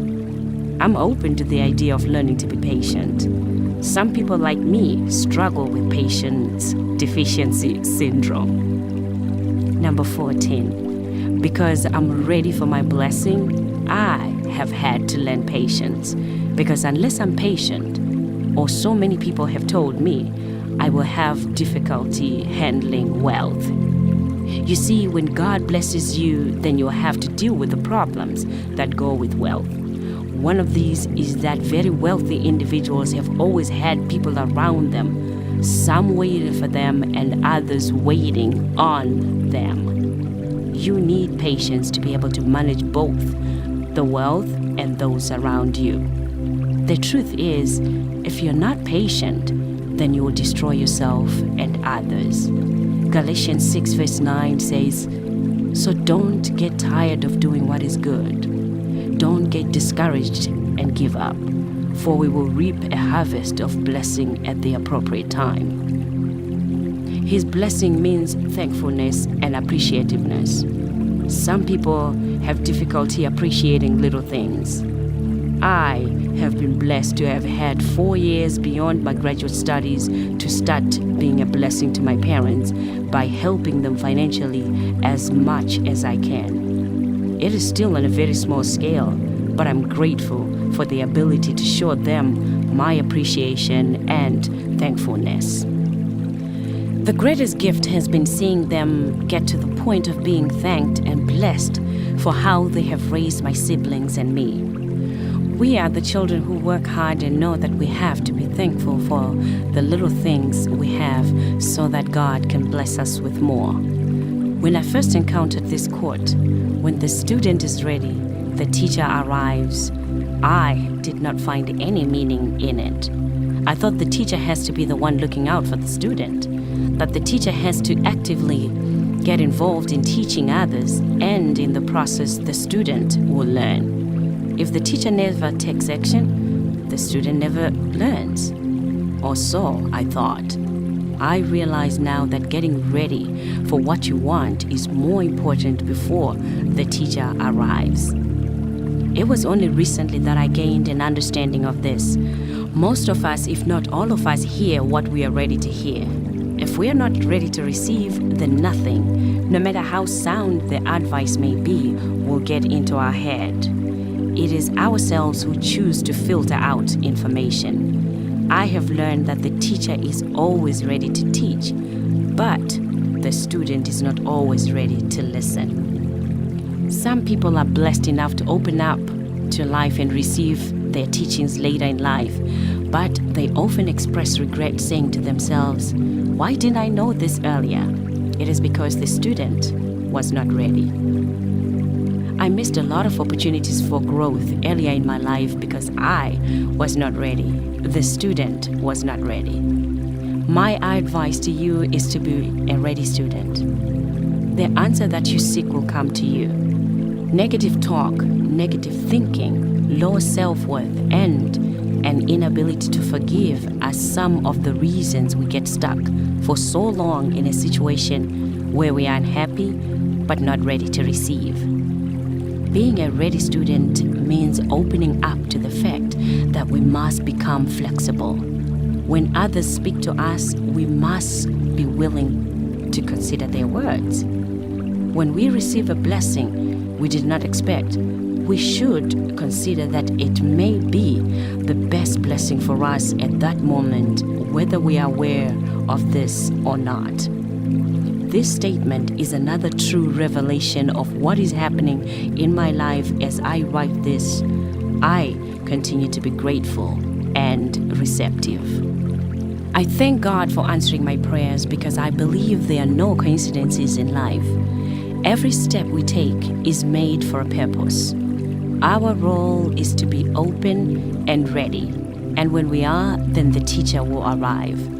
This means that when you start arguing with someone or ridiculing what they have to say, you should stop yourself because there might be a message for you being delivered at that moment. I love music, so you see that throughout this memoir, I have shared a lot of lyrics that helped me along the way. I like the song "God's Got a Blessing with Your Name on It" by Norman Hutchins, because knowing that God has a special blessing for me has helped me open myself to His will. It has helped me to look at each person I meet as a teacher. Lessons learned. I have learned that I do not walk alone. You do not walk alone either. As you walk through life, always walk towards the light, and the shadows of life will fall behind you. I have learned that the Lord says, "Come unto me, come learn of me, and come follow me." I learned that by taking serious action towards achieving your dream, you are sending a message to God that you have unwavering faith that your dreams will come true, and that you're willing to do the work to make that happen and to allow Him to make it happen for you. I have learned that my taking action is setting the wheels of the universe in motion, making me a magnet for the experience I desire. I learned that submerging myself in my dream, my vision, and taking action, that is writing, speaking, booking myself, and constantly visualizing myself doing what I love full-time, brings my teachers faster. I see opportunities far more quickly, which helps with my mission. I learned that no matter what they are, my dominant thoughts and feelings will find a way to manifest in my life. I become what I think about most of the time. This is an example of what they call the law of attraction. You attract what you think about most of the time. I learned that essentially you will live the life that you predict you will live. What do you want most? Think about it and take actions to get you closer to your goal. Having goals is your way of moving towards your dream. What is a dream life for you? Knowing your passion, your dream, will help expedite fruition of your dream life. A dose of motivation. Questions are one great way to get yourself ready. Take a moment and write your answers to the questions below. If your dream opportunity or big break came knocking on your door, would you be ready to seize it? If not, why not? What can you do today that will get you one step closer to being ready? What things would you have to add to your daily routine this month to get yourself prepared? What activities, ideas, or even relationship would you need to read yourself to get you on the right track? What are you going to do today to keep yourself ready and open to learn so that you never have to miss your teachers? Chapter 9, Living Life Despite It All. Change will not come if we wait for some other person or some other time. We are the ones we've been waiting for. We are the change that we seek. Barack Obama. The journey called life has not been easy for me over the past 25 years. And it has even been harder for my mother. The emotional struggles we faced have taken their toll at times, and together we have gone through the depression, the anger, the confusion, and the unwillingness to forgive. I have been blessed to live with my mother over the last 2 years. I was away for 22 years before I brought her to live with me so that she could get the health care she needs and so that she could take a break from the monotony of being in Zimbabwe without her husband or her biological children. All 7 children are in the United States of America, so it was very difficult for her to hear people telling her that she was going to die alone since none of her children were coming back to Zimbabwe. However, she has had the company of my cousins, her sister's children. Her being with us today is a sign of the love she has received from them, especially Sister Joyce Nyagura Doja and Ronica Grace Nyagura. Lord knows how much you mean to me, to my mother, and to everyone in our family. I thank you both, and I want more than anything for God to bless you and your families abundantly with your heart's wishes.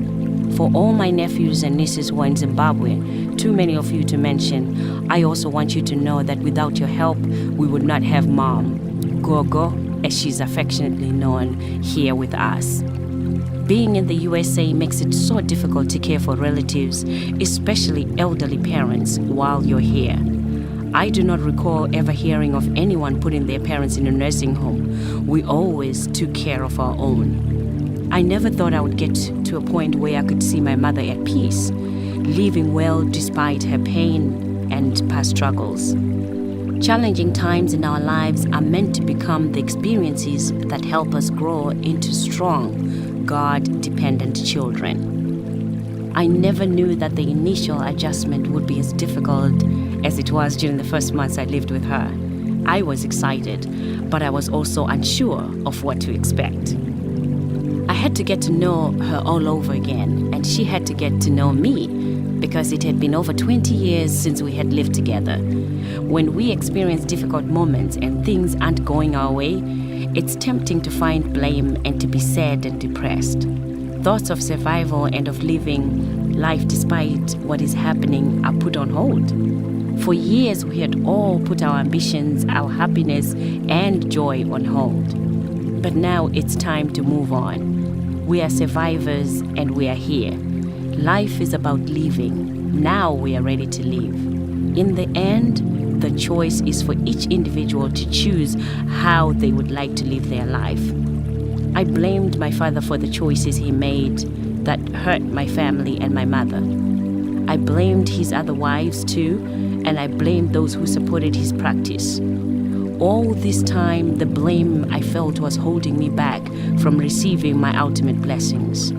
I now realize that the choice to move on is mine to make. The choice to let go is all mine. Interestingly, living with Mother, watching her dropping the emotional baggage she has carried for years and choosing to live a better life has helped me to move forward and work towards dropping my own emotional baggage. She moved beyond her tears of sadness by overcoming her shyness and taking turns preaching on the Zimbabwe prayer lines.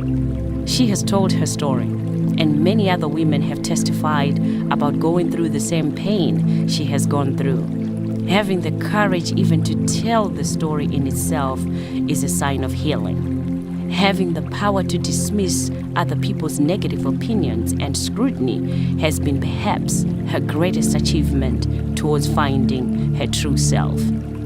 My mother used to be bothered by the smallest of things. People who talk about her situation, who said she was a fool to allow this second wife to stay in mom's home and conceive her first child there. Today she laughs about the way people treated her, seeing her as a weak woman with no backbone. We both agree that they were correct. She had no backbone then. Today, mother would speak up before anyone could say anything. Today, she can stand tall and preach the word of the Lord with conviction. Her sharing is where the most healing has occurred. We both have learned the hard way that happiness and joy are dependent on our willingness to let ourselves live and be happy. We all hold the power to choose life in spite of all that is happening around us. We are here to be the source of happiness in our own life. We cannot look to other people to be the source of our happiness in our lives or to make it possible for us to live meaningful lives. We must rely on ourselves. Yes, we were emotionally victimized. Yes, we were disappointed with how the family split. Such is life. We now realize that the storm we kept raging for years is over. Now it's time to live, and to live deliberately, to live on purpose. It is time to push forward in faith, believing and expecting good things. Our energy is being used to help us thrive. Deep down, we now know that even though sometimes fierce emotions are stirred up, we know God is in the midst of it all. God is opening supernatural doors for us as we let go of our anger and resentment. We survived, but we cannot remain victims for life. Mother says the only thing she has left to do on this earth is praise the Lord and enjoy the rest of her days. I couldn't agree more. It doesn't matter what happened. We still love our Father, and God has a way to bless us despite it all. For many people, it is easy to start thinking of themselves as stuck in place because other people have hurt them or taken advantage of them. But in many cases, this mentality is not helpful. It leads to thinking that an opportunity isn't worth taking when it is. This chapter will hopefully minister to your hearts and help to allow God to work miracles in your lives. This journey has been long in coming for my family. It is time to shift from fear to faith, from pain to pleasure, from our victim survivor mentality to a happier mental place where we can be assertive, God-fearing women and men of God. Being with Mother has had me wondering why people stay in the victim mode or mentality for a long time. Below are the reasons that I have encountered. Attention and validation. Throughout the years, I've noticed that the more we acknowledged and talked about how much we hurt, the more people felt sorry for us and Mother. It was great to know that people were there for us and understood our pain. The fact is, yes, you can always get good feelings from other people as they are concerned about you and may try to help you out. On the other hand, it may not last, as people quickly get tired of it. My father's remarrying is now a blessing for all of us. All of us 7 siblings and Mother have had to work hard and aim to achieve the best in order to keep our sanity. I now realize that staying in the victim mentality meant that we didn't have to take risks. We didn't have to work hard at bettering ourselves. We didn't have to start businesses or families. When you feel like a victim, you tend not to take action and you don't have to risk, for example, rejection or failure. Mother was so dependent on Dad that when he left, the pain she endured became the fire that she needed to take charge of her life. In some ways, it brought out the best in her. We didn't have to take the sometimes heavy responsibility for our lives. Taking responsibility for your life can be hard work. You have to make difficult decisions and stick to them. In the short term, it can feel easier to not take personal responsibility and to convince yourself that action is not possible because you're a victim. But this is self-deceit, because now you cannot grow personally or professionally. And if you cannot grow, you can't do what you need to do to live the life you were meant to live. We felt we were right. Our father was wrong, we were right. When you feel like the victim and like everyone else or just someone else is in the wrong and you're in the right, then that can lead to pleasurable feelings. For years, we didn't talk to our father. He had wronged the family, so we rebelled against him. This only made us more distant and deepened the strong feelings of victimhood that we felt. We have learned to be okay with not being the victims anymore, just as we saw Mother becoming okay with not being a victim. She has had to break out of that mentality. She experienced a sort of emptiness within, an emptiness one sometimes feels when they first let go of victim thinking. The emptiness has not been there for long, though, because she's filling it with hope and prayer with the help of women from the telephone prayer line. Mother used to spend hours and hours each day thinking about how wrong things have been and how badly her life has gone. My siblings and I spent sporadic, irregular hours griping on the phone about our father's actions. The more we held on to these negative thoughts and brought them out in conversation, the more resentful we became. The pain only felt worse. We bred more negativity in everything we did. The key I learned is to look for the blessings around me and reach for the strength within me. I have learned to live with a purpose, despite everything. This choice is open to all of us, regardless of what our circumstances are. It's time to take responsibility for our life. For years, even us children looked at Mother and wondered why she had such low self-esteem. We wondered why she allowed Father to walk all over her, let alone his second wife who, for the life of me, agreed to go destroy my mother's life and then had to do it in my mother's face. She even did it in Mother's own home, the home that she had built up with her sweat and hard work. We have forgiven her too. The reasons she had for her actions are between her and her God. We are ready to take responsibility for our lives and are determined that no weapon aimed against us shall prosper. Why do people have self-esteem problems? I would say that one of the biggest reasons is their upbringing. Their values and beliefs play a big role in the choices they make later. Unfortunately, their laid-back, non-confrontational attitude impacts their decision to not take responsibility for their lives. Mother herself had no idea she could have the life she has now, stress-free and independent of emotional and physical abuse. She has had to roll up her sleeves and take charge of the family. You have done a great job, Mother. Kushinga hakunyadzise mai, tinotenda nekushinga kwenyu. Ne sacrifice ya upenyu wenyu kuti isu vana venyu tiwane runyararo. Mother, thank you for your love and prayers. Your sacrifice will not go unnoticed. We love you, Mommy, and hope that we have and will continue to make you proud. We wish and hope to have a Matlatini family reunion bash in Zimbabwe and invite Dad back to celebrate life with all of us. We have life, and that is more important than complaining, whining, and carrying on about the past. We are bigger than our past. We are bigger than our circumstances. Looking back, I don't know any other way we could have come to this point of healing. Life is a journey. We had to go through what we went through to finally come to this point of overcoming the pains brought to us by victimization. I now know that the hurt will not stop on its own. It will not end until you wise up and choose to take the responsibility of your life. There's really no way around it. We had to feel the pain. The key now is to take responsibility for creating and making manifest our joy and happiness.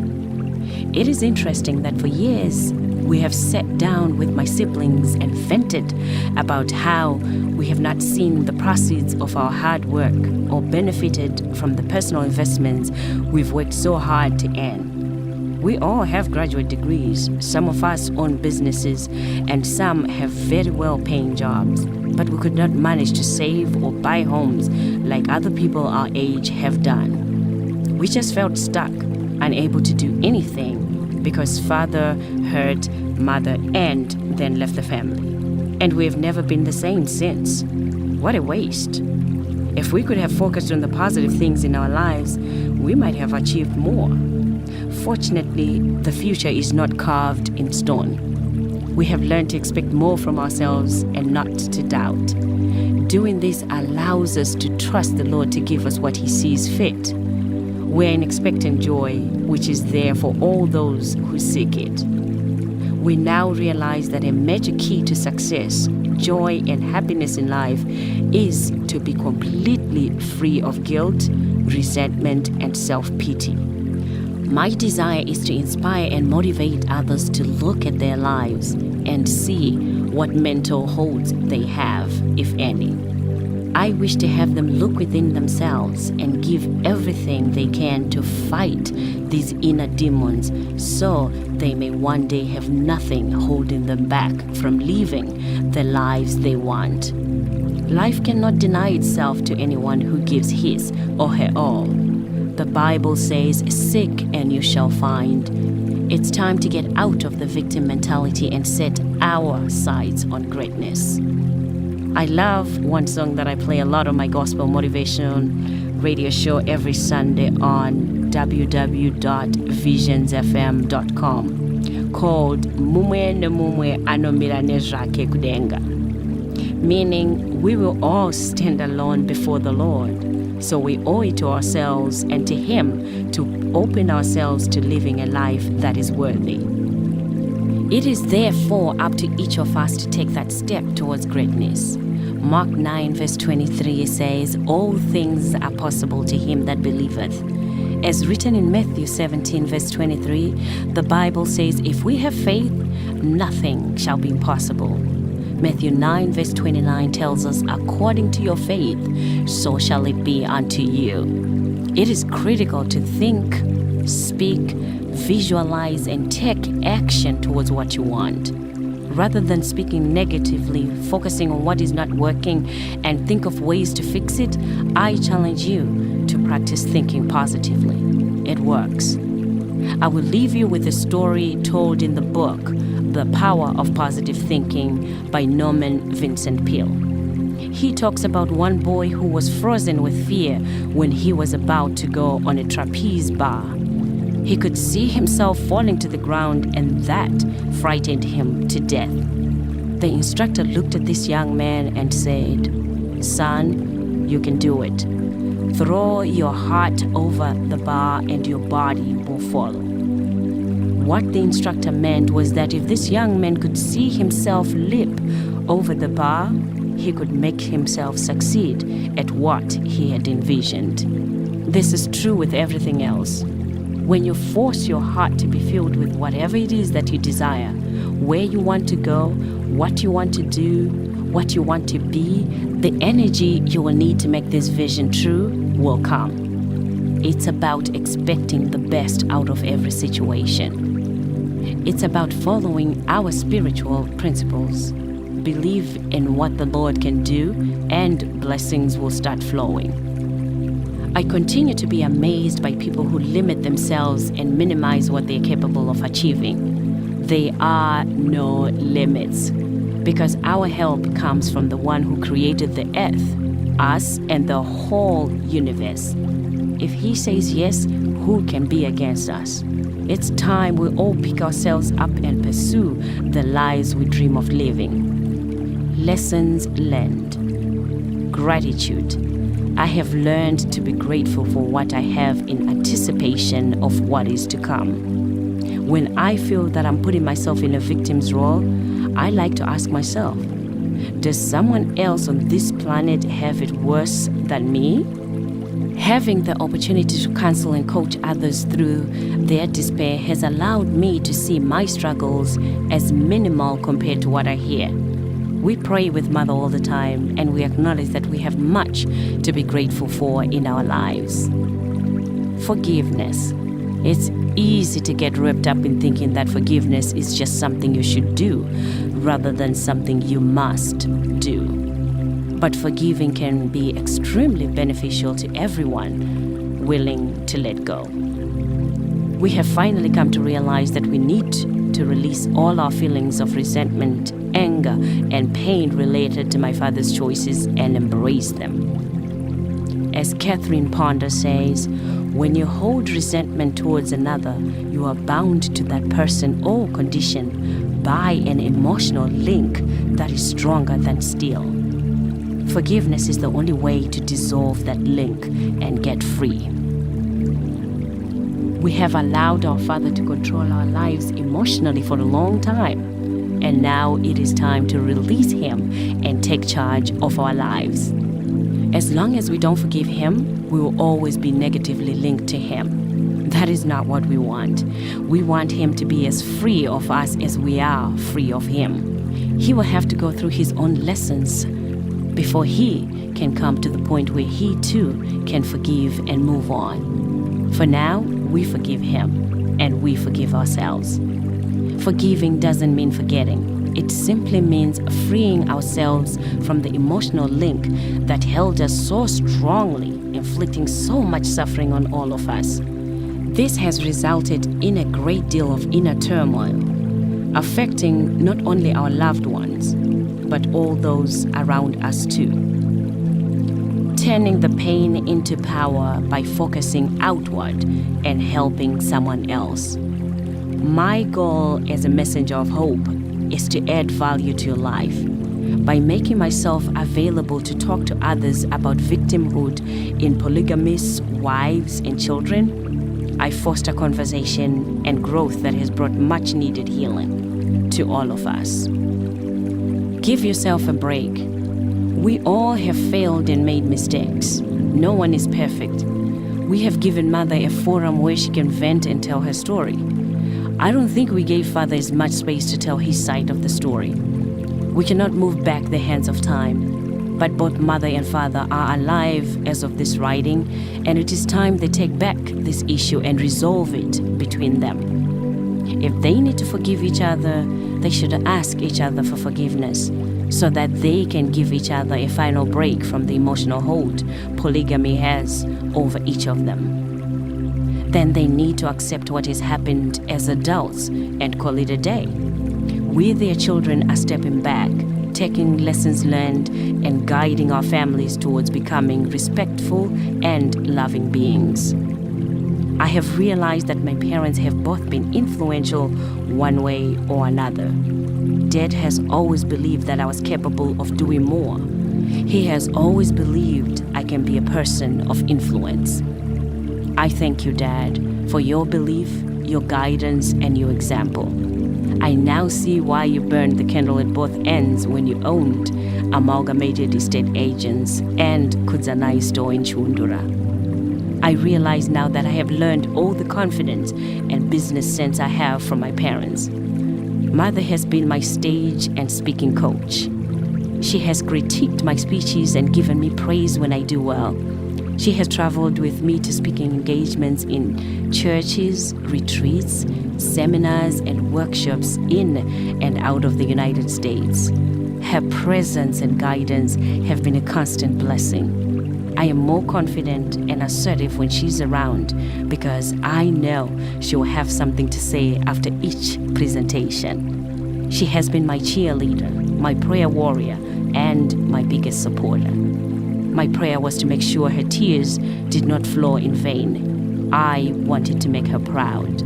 I have prayed for the Lord to use me that Mother can see and feel His hand in her children's lives. She has said it many times, Mwari munondi dashinonyatsisa, meaning, Lord, you love me beyond measure. It's even embarrassing to know the love you have for me. She deserves the love, happiness, joy she has worked so hard to gain back. A dose of motivation. Happiness and joy is what you get when you decide to let go and let God. Deciding to run your own race in life allows you to create the best possible life for you. Despite everything you have endured, you still can choose to do your best, create the best, and achieve the best in your life. Just laughing, having people or a person you can talk to is very important, because your happiness is very important, both physically and mentally. When you're in a happy emotional space, you can more easily accomplish whatever it is you seek, and you're able to see miracles manifest in your life. Happiness and joy are key to achieving what we want. Try your best to be calm at all times. Don't allow small things to stress you. When something big stresses you, feel the stress, acknowledge how big it is, and then refuse to let it stress you further. When you miss an opportunity, don't be upset over it all the whole day. When you have been violated or when you've been hurt, don't let it upset you your whole life. Don't let your negative experiences block your enjoyment of your blessings. Lighten up your mood. If you're feeling very stressed out, try to lighten up your mood by doing whatever makes you feel more relaxed. I love music, so I listen to music. I also take long bubble baths and get massages. All these activities stimulate a part of my brain that releases what we call endorphins, which are essential chemicals that trigger feelings of happiness and overall relaxation. Find out what helps you relax. Long walks, reading a good book, playing a board game with friends, and do it. Relationships. I am so grateful for having the close relationship I have with my siblings. We are very close. It is such a joy to be around them, and I know I can talk to them about anything at any time of day and night. We rotate cooking on weekends and just spend time together laughing, eating, and relaxing with each other. It was Mother's prayer that we would stay close when we started moving to the USA. Seeing us, I have no doubt this is a blessing far beyond the tears she has shed.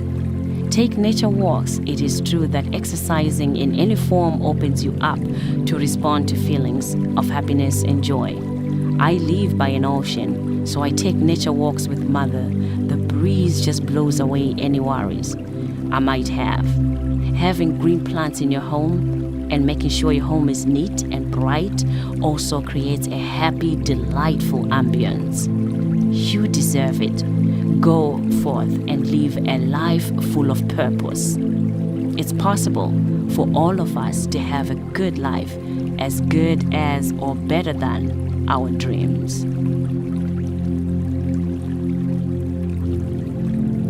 Chapter 10, From Pain to Power, Bruised but Not Broken. Sometimes the cards that we are dealt are not always fair.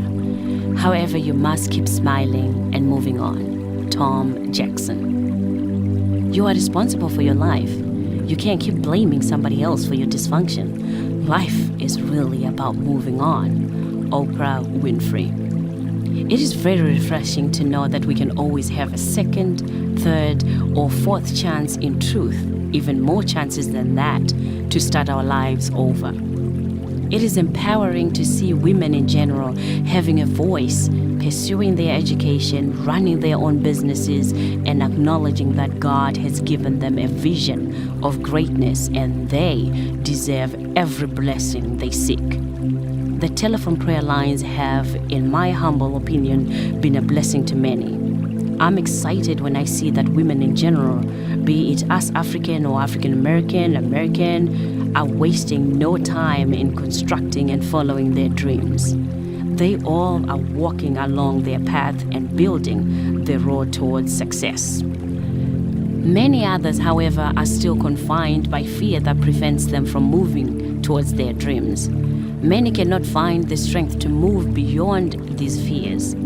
I believe God has already given us the authority to take action as seen in the gifts, our blessings that He has empowered us with.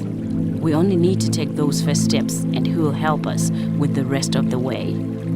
It is always exciting when I conduct workshops or when I'm a guest speaker, hearing women be passionate about their relationship with God, but also hearing that they have shared that passion through their businesses, through their work, and through the successes of their children. All these women and men are champions of God's will. We need to know that God is in the process of bringing us through a period called time. Once we understand that life is a process, then we don't judge people in the middle of their journey. My own process teaches me that because God has been patient with me, I need to be patient with myself, with others, and with God. Because God has given me some space, then I need to give others some space. Because He has given me grace, I am obligated to show grace to those whom I work with. I believe it is possible to rise from pain to find both power and purpose. I believe we can move from a state of being crushed and broken to being brave and courageous. The pain that we all endure now and then is a part of the process of life that teaches us to be strong. These pains also teach us to rely on God to bring us peace. I'm a certified trainer and coach of the Feel the Fear and Do It Anyway training sessions created by Susan Jeffers. In these training sessions are life-changing lessons on how to overcome the fears that keep us in our broken, bruised state. If we are to become whole, then we need to work on recognizing and overcoming the fears that get in our way. In short, Susan Jeffers explains how we handle fear as we move from pain to power, from helplessness to choice, from depression to excitement, and from paralysis to action. The way she explains it makes it clear that the secret in dealing with fear is to act as though you always have a choice. It's amazing what happens when you decide that you're going to do something or achieve something despite the fear. You quickly find that you have the power to do what is necessary. As of today, start listening to yourself and work on eliminating the thoughts that have prevented you from receiving the blessings you're praying for. Remember, you do have a choice. Even if the choice you make is to wait where you are and watch for a better opportunity to act. I realize that we are not the persons we used to be. Process is a way of changing who we are. Thank God we are not what we used to be, yet still on the path towards becoming what we're going to be. I don't know what happens to us when we're in the fire, facing challenges. We forget, we panic, we become hurt, and we resent others. There will be trials and tribulations that will befall us as believers. Victory is ours if we can take a step back and acknowledge the presence of the Lord or higher power through these difficult times. As believers, if we take the time to trust in Him, to endure the dark days, we can still have peace, even in the middle of the storm. As a matter of fact, we need to continue to glorify our God through the peace and confidence He shows us in the face of adversity. I have never seen Him forsake the righteous. Therefore, we need to remain in Him and have Him help us to find our peace and understanding to move beyond the tears. Since we know that trouble will come our way one day, that the troubles will come whether we are prepared or not, and how we deal with them is what matters, there is no saint when it comes to facing challenges and problems in life. I look at Mother, who is so peaceful because of prayer and stewardship. Her prayers, my prayers, and our belief in all things possible have helped. The telephone prayer lines in the church have helped me tremendously as well. Fellow sisters and mothers, it is very important that we find best ways to deal with our innermost pains. For my mother, the divine intervention has been the prayer lines and church. Mother has been such a good inspiration and motivation as she can relate to this, and she too has failed the same defeats. I feel we have all been at one point or another struck down but not destroyed. I feel that Mother represents a lot of women around the world who are in a battle of the emotions right now. They have never talked about their innermost pain, their embarrassment, their fears and ambitions. Many have lost their lives in the name of polygamy, but Mother has endured and survived. The stress has caused many people to endure high blood pressure, HIV/AIDS, untreated depression, and heart attacks, all of which have resulted in the untimely loss of life or terminal illness for some people. She has overcome the worst of the worst and lived to see God answer her prayer, to have her tears be a blessing to her children. I too have come through many storms, but I'm still standing. As my girl Lisa Digovia Purcell affectionately said when she heard of this memoir project, "Stem, I am so happy for you. If anyone deserves happiness, you do. It's been a long road. I am so proud of you. Hugs and kisses, girl." My peace comes from my mother, who continues to pray and cry tears of joy, asking God to continue to shower me and my siblings with his never-ending love and blessings. In Matthew 28, verse 20, Jesus says, "Lo, I'm with you always, even to the end of the age." I love hearing this as I know that he is able. Like the weather, some days are good and some are bad. But through it all, I have to remember that I can do and be everywhere you saw. For the eyes of the Lord run to and from throughout the whole earth, to show himself strong on behalf of those whose heart is loyal to him. 2 Chronicles 16, verse 9. I can only say that my mother deserves every laugh, every bit of peace of mind she can get now that she's here in the USA, reaping the rewards of her prayer and faithfulness. She now, more often than I care to count, will come into my room and say, "Thank you for making me so proud and happy." If I die today, please know that I'm at peace. I'm happy. Mine eyes have seen. I wanted God to keep me so that I can see the end of all this. I have seen. It is difficult to hear, but I'm consoled as I worry all the time if she's now at peace, if she has received the ultimate gift of all, a peace of mind. With that, I'm thinking of her now feeling a sense of unsurpassed peace, which is the absence of mental stress or anxiety and depression. I am thinking of a sense of peace that is the presence of serenity, calm, quiet, comfort of mind, and deep inner peace. I see her relaxed and I see her laughing, and I have no doubt she has received the gift of God's gift of peace. I don't hear her reiterating her pain over and over as she did before.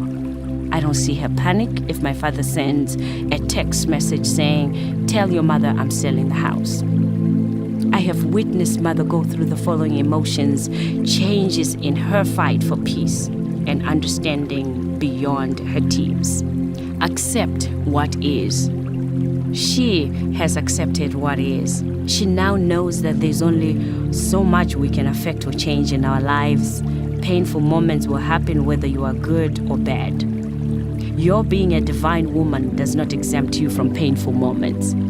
What we cannot change, what we cannot influence no matter what, should not be a concern to us.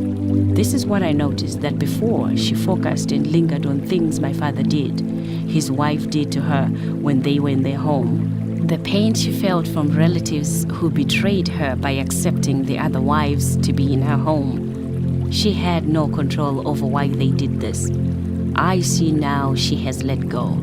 All relatives, in their own way, have spoken to Mother and apologized, which is quite humbling on her part. She now will openly say, "Why worry about my father's behavior, something that all the worrying in the world will not change? Why care about what other people think of her when she's not even sure what it is they're actually thinking?" She has accepted what is, gaining herself an inner peace like no other. Meditate.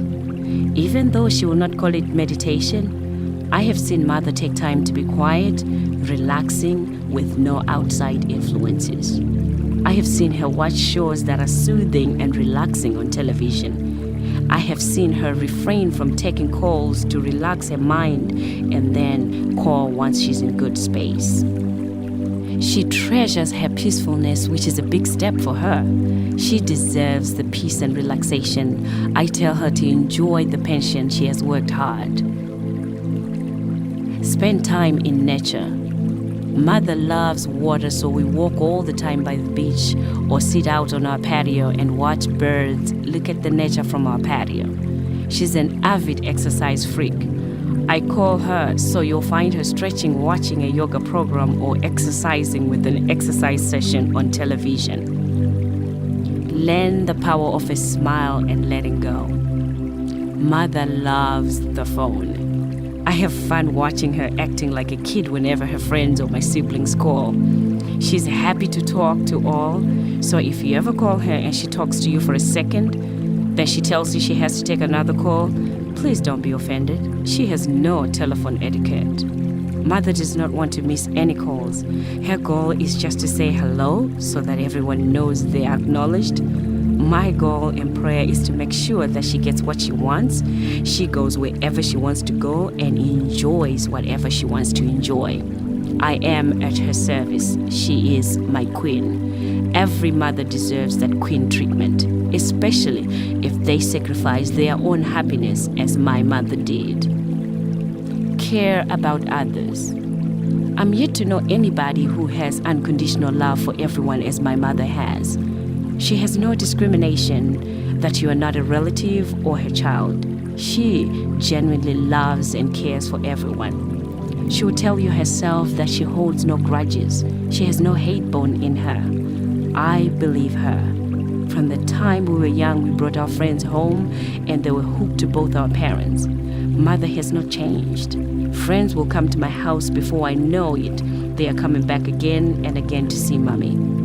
She now provides telephone counseling and prayer to many prayer line partners and friends from back home. She genuinely prays for each person as if she's praying for one of her own. Such unconditional love is to be hailed. Thank you for that lesson, Mother. I have no doubt I do what I do from the heart because I have learned from the best teacher in the world. The other day I broke one of my teeth and had to have an emergency extraction. I cancelled all my counseling appointments except for one elderly lady that did not check her messages and went to my office for her counseling appointment. She called me from my office phone, and from her voice I could tell she was in distress. I got up, mouth swollen, and drove to my office with a scarf around my mouth. I knew she needed to talk more than I needed to nurse my swollen jaw. All I could think of is how unselfish Mother has been with her life. It was one of the best sessions we've had with that lady. My joy and peace comes from seeing my patients get relief, and that she did. When I help other people, I stop focusing on my so-called problems and realize that my life isn't so bad after all. This rids my entire being of all the stress and feelings of overwhelm. There is great peace and wisdom in thinking and caring about other people, which we are blind to when we are too deep within our own selfish ways. Never lose hope. Mother has been a champion through it all. She has learned to trust in Jesus and, in turn, taught to totally trust in the Lord. He is an all-knowing God. He knows where He's taking us. If my father had not remarried, got rid of me, and sent me to the United States so that he could bring his next wife to our home, there is a saying in Shona that goes, ayambutsa zongororo ariyambutsa zvamuchose nokuti harichadzoke harigoni kuyambuka rega. When my father got rid of me and sent me to the USA, it was a blessing. This was God's way of changing the whole course of my family's life. It's been a blessing looking back and seeing how we've been blessed through it all. It's been humbling to see God's hand at work. he never forgot Mother's prayer.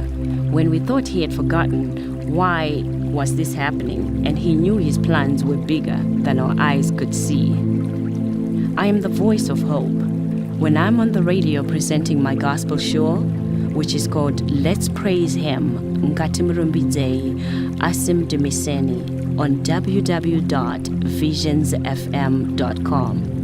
I have every reason to praise him because he knows my heart. He knows how much I want to serve him and bring the hope I have known to others. My name, Stembile, means hope. Hope is something you can never afford to lose. With hope, you always have a path towards peace. Whenever we get too stressed out and overwhelmed within our own life, we forget that hope. We forget that the sun always shines after a rainy day and that this is merely a bump in the road. I find immense peace in just knowing deep within my heart that everything will be okay. With hope, I know that whatever is seemingly terrible for right now is only temporary, that soon enough things will just be fine. This lifts off all the negativity from my entire being, and I feel better pretty much instantly. Live in the present moment. What a journey. Seeing Mother living in the present is priceless. It's interesting that most of the time what we worry about is relating to something either in the past or something that hasn't happened. Mother went through the struggle of relating to the past for a very long time. Living in the present moment erases all such thoughts. Why worry about something in the past that we cannot ever change? She has accepted that she cannot change what happened. The love between her and her father is a new love. What they had is no longer the same, but the respect can be restored because of us children. We are a product of them both. We love both dearly, and we would not be without the other. We can take care of both. Dad will be taken care of wherever he is. If he chooses to come here, he too deserves and will receive the same royal treatment. They both sacrificed a lot for us to be where we are. Mother and I used to be such people who worried all the time, to the point where we both had trouble sleeping. Once we learned to live in the present moment, to determine between what we can and cannot control and controlling those things we could, when we stopped thinking about the past and any potential future, we were at peace. Mother is definitely at peace, and in turn my life is definitely more at peace since I have noticed her sense of peace and gratitude. It's my role as her eldest child to ensure that with God's help and guidance, both my parents learn to dance beyond their tears. Yes, their tears. Somehow I believe there were many nights my father shed tears and no one will ever know. He is a very loving father and at some point was a loving husband to Mother. I know God will see that they both will live to see His glory. Lessons learned. I have been through many tearful moments and overcame. As believers, we must face the reality that we'll face many hard trials. Yet, we can face each storm with the calm assurance that though we have been battered, we are never defeated. Though we have been victimized, we can choose a life that is free of the emotional hold of victimhood. I've been to hell and back at times. Mother has had it even worse, but she's still standing. It's time for our best life. It's time for our blessings. For God, who said, "Let light shine out of darkness," made His light shine in our hearts to give us the light of the knowledge of the glory of God in the face of Christ. A dose of motivation. Are you living the life you love? Are you doing what you love and loving what you're doing? Are you doing exactly the kind of work that makes you want to leap out of bed each morning excited to begin a new day? Does your work satisfy a deep need to express yourself, your talents, your values, and your unique and precious gifts? Does your work satisfy a deep need to express yourself, your talents, your values, and your unique and precious gifts? Does your work allow for a balanced life? One that leaves time for family and friends, for exercise or hobbies, and for yourself? Are you in a fulfilling relationship? Are you doing your part to ensure a balance? Remember that you deserve the best, and whether you see it or not, the potter is at hand weaving your life.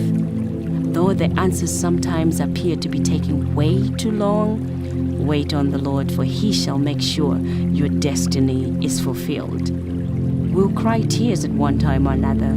However, I want to remind you that you owe it to yourself to live the life you were created to have. Wishing you a blessed and happy life.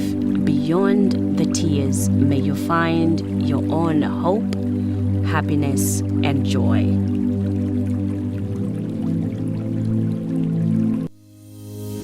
Are you ready to live your best life? You deserve to wake up in the morning feeling excited about the day ahead. Don't waste any more time putting off your heart's desires. Embrace your passionate, joyful life with our brand new Unstoppable Renew You Love Your Life 90-day coaching program. Discover what makes your heart sing. Together we'll set meaningful goals and craft a path to a life you absolutely love. Are you ready to be free, fearless, and unstoppable? Visit our website at www.DrStem.com to learn more and book a free discovery call.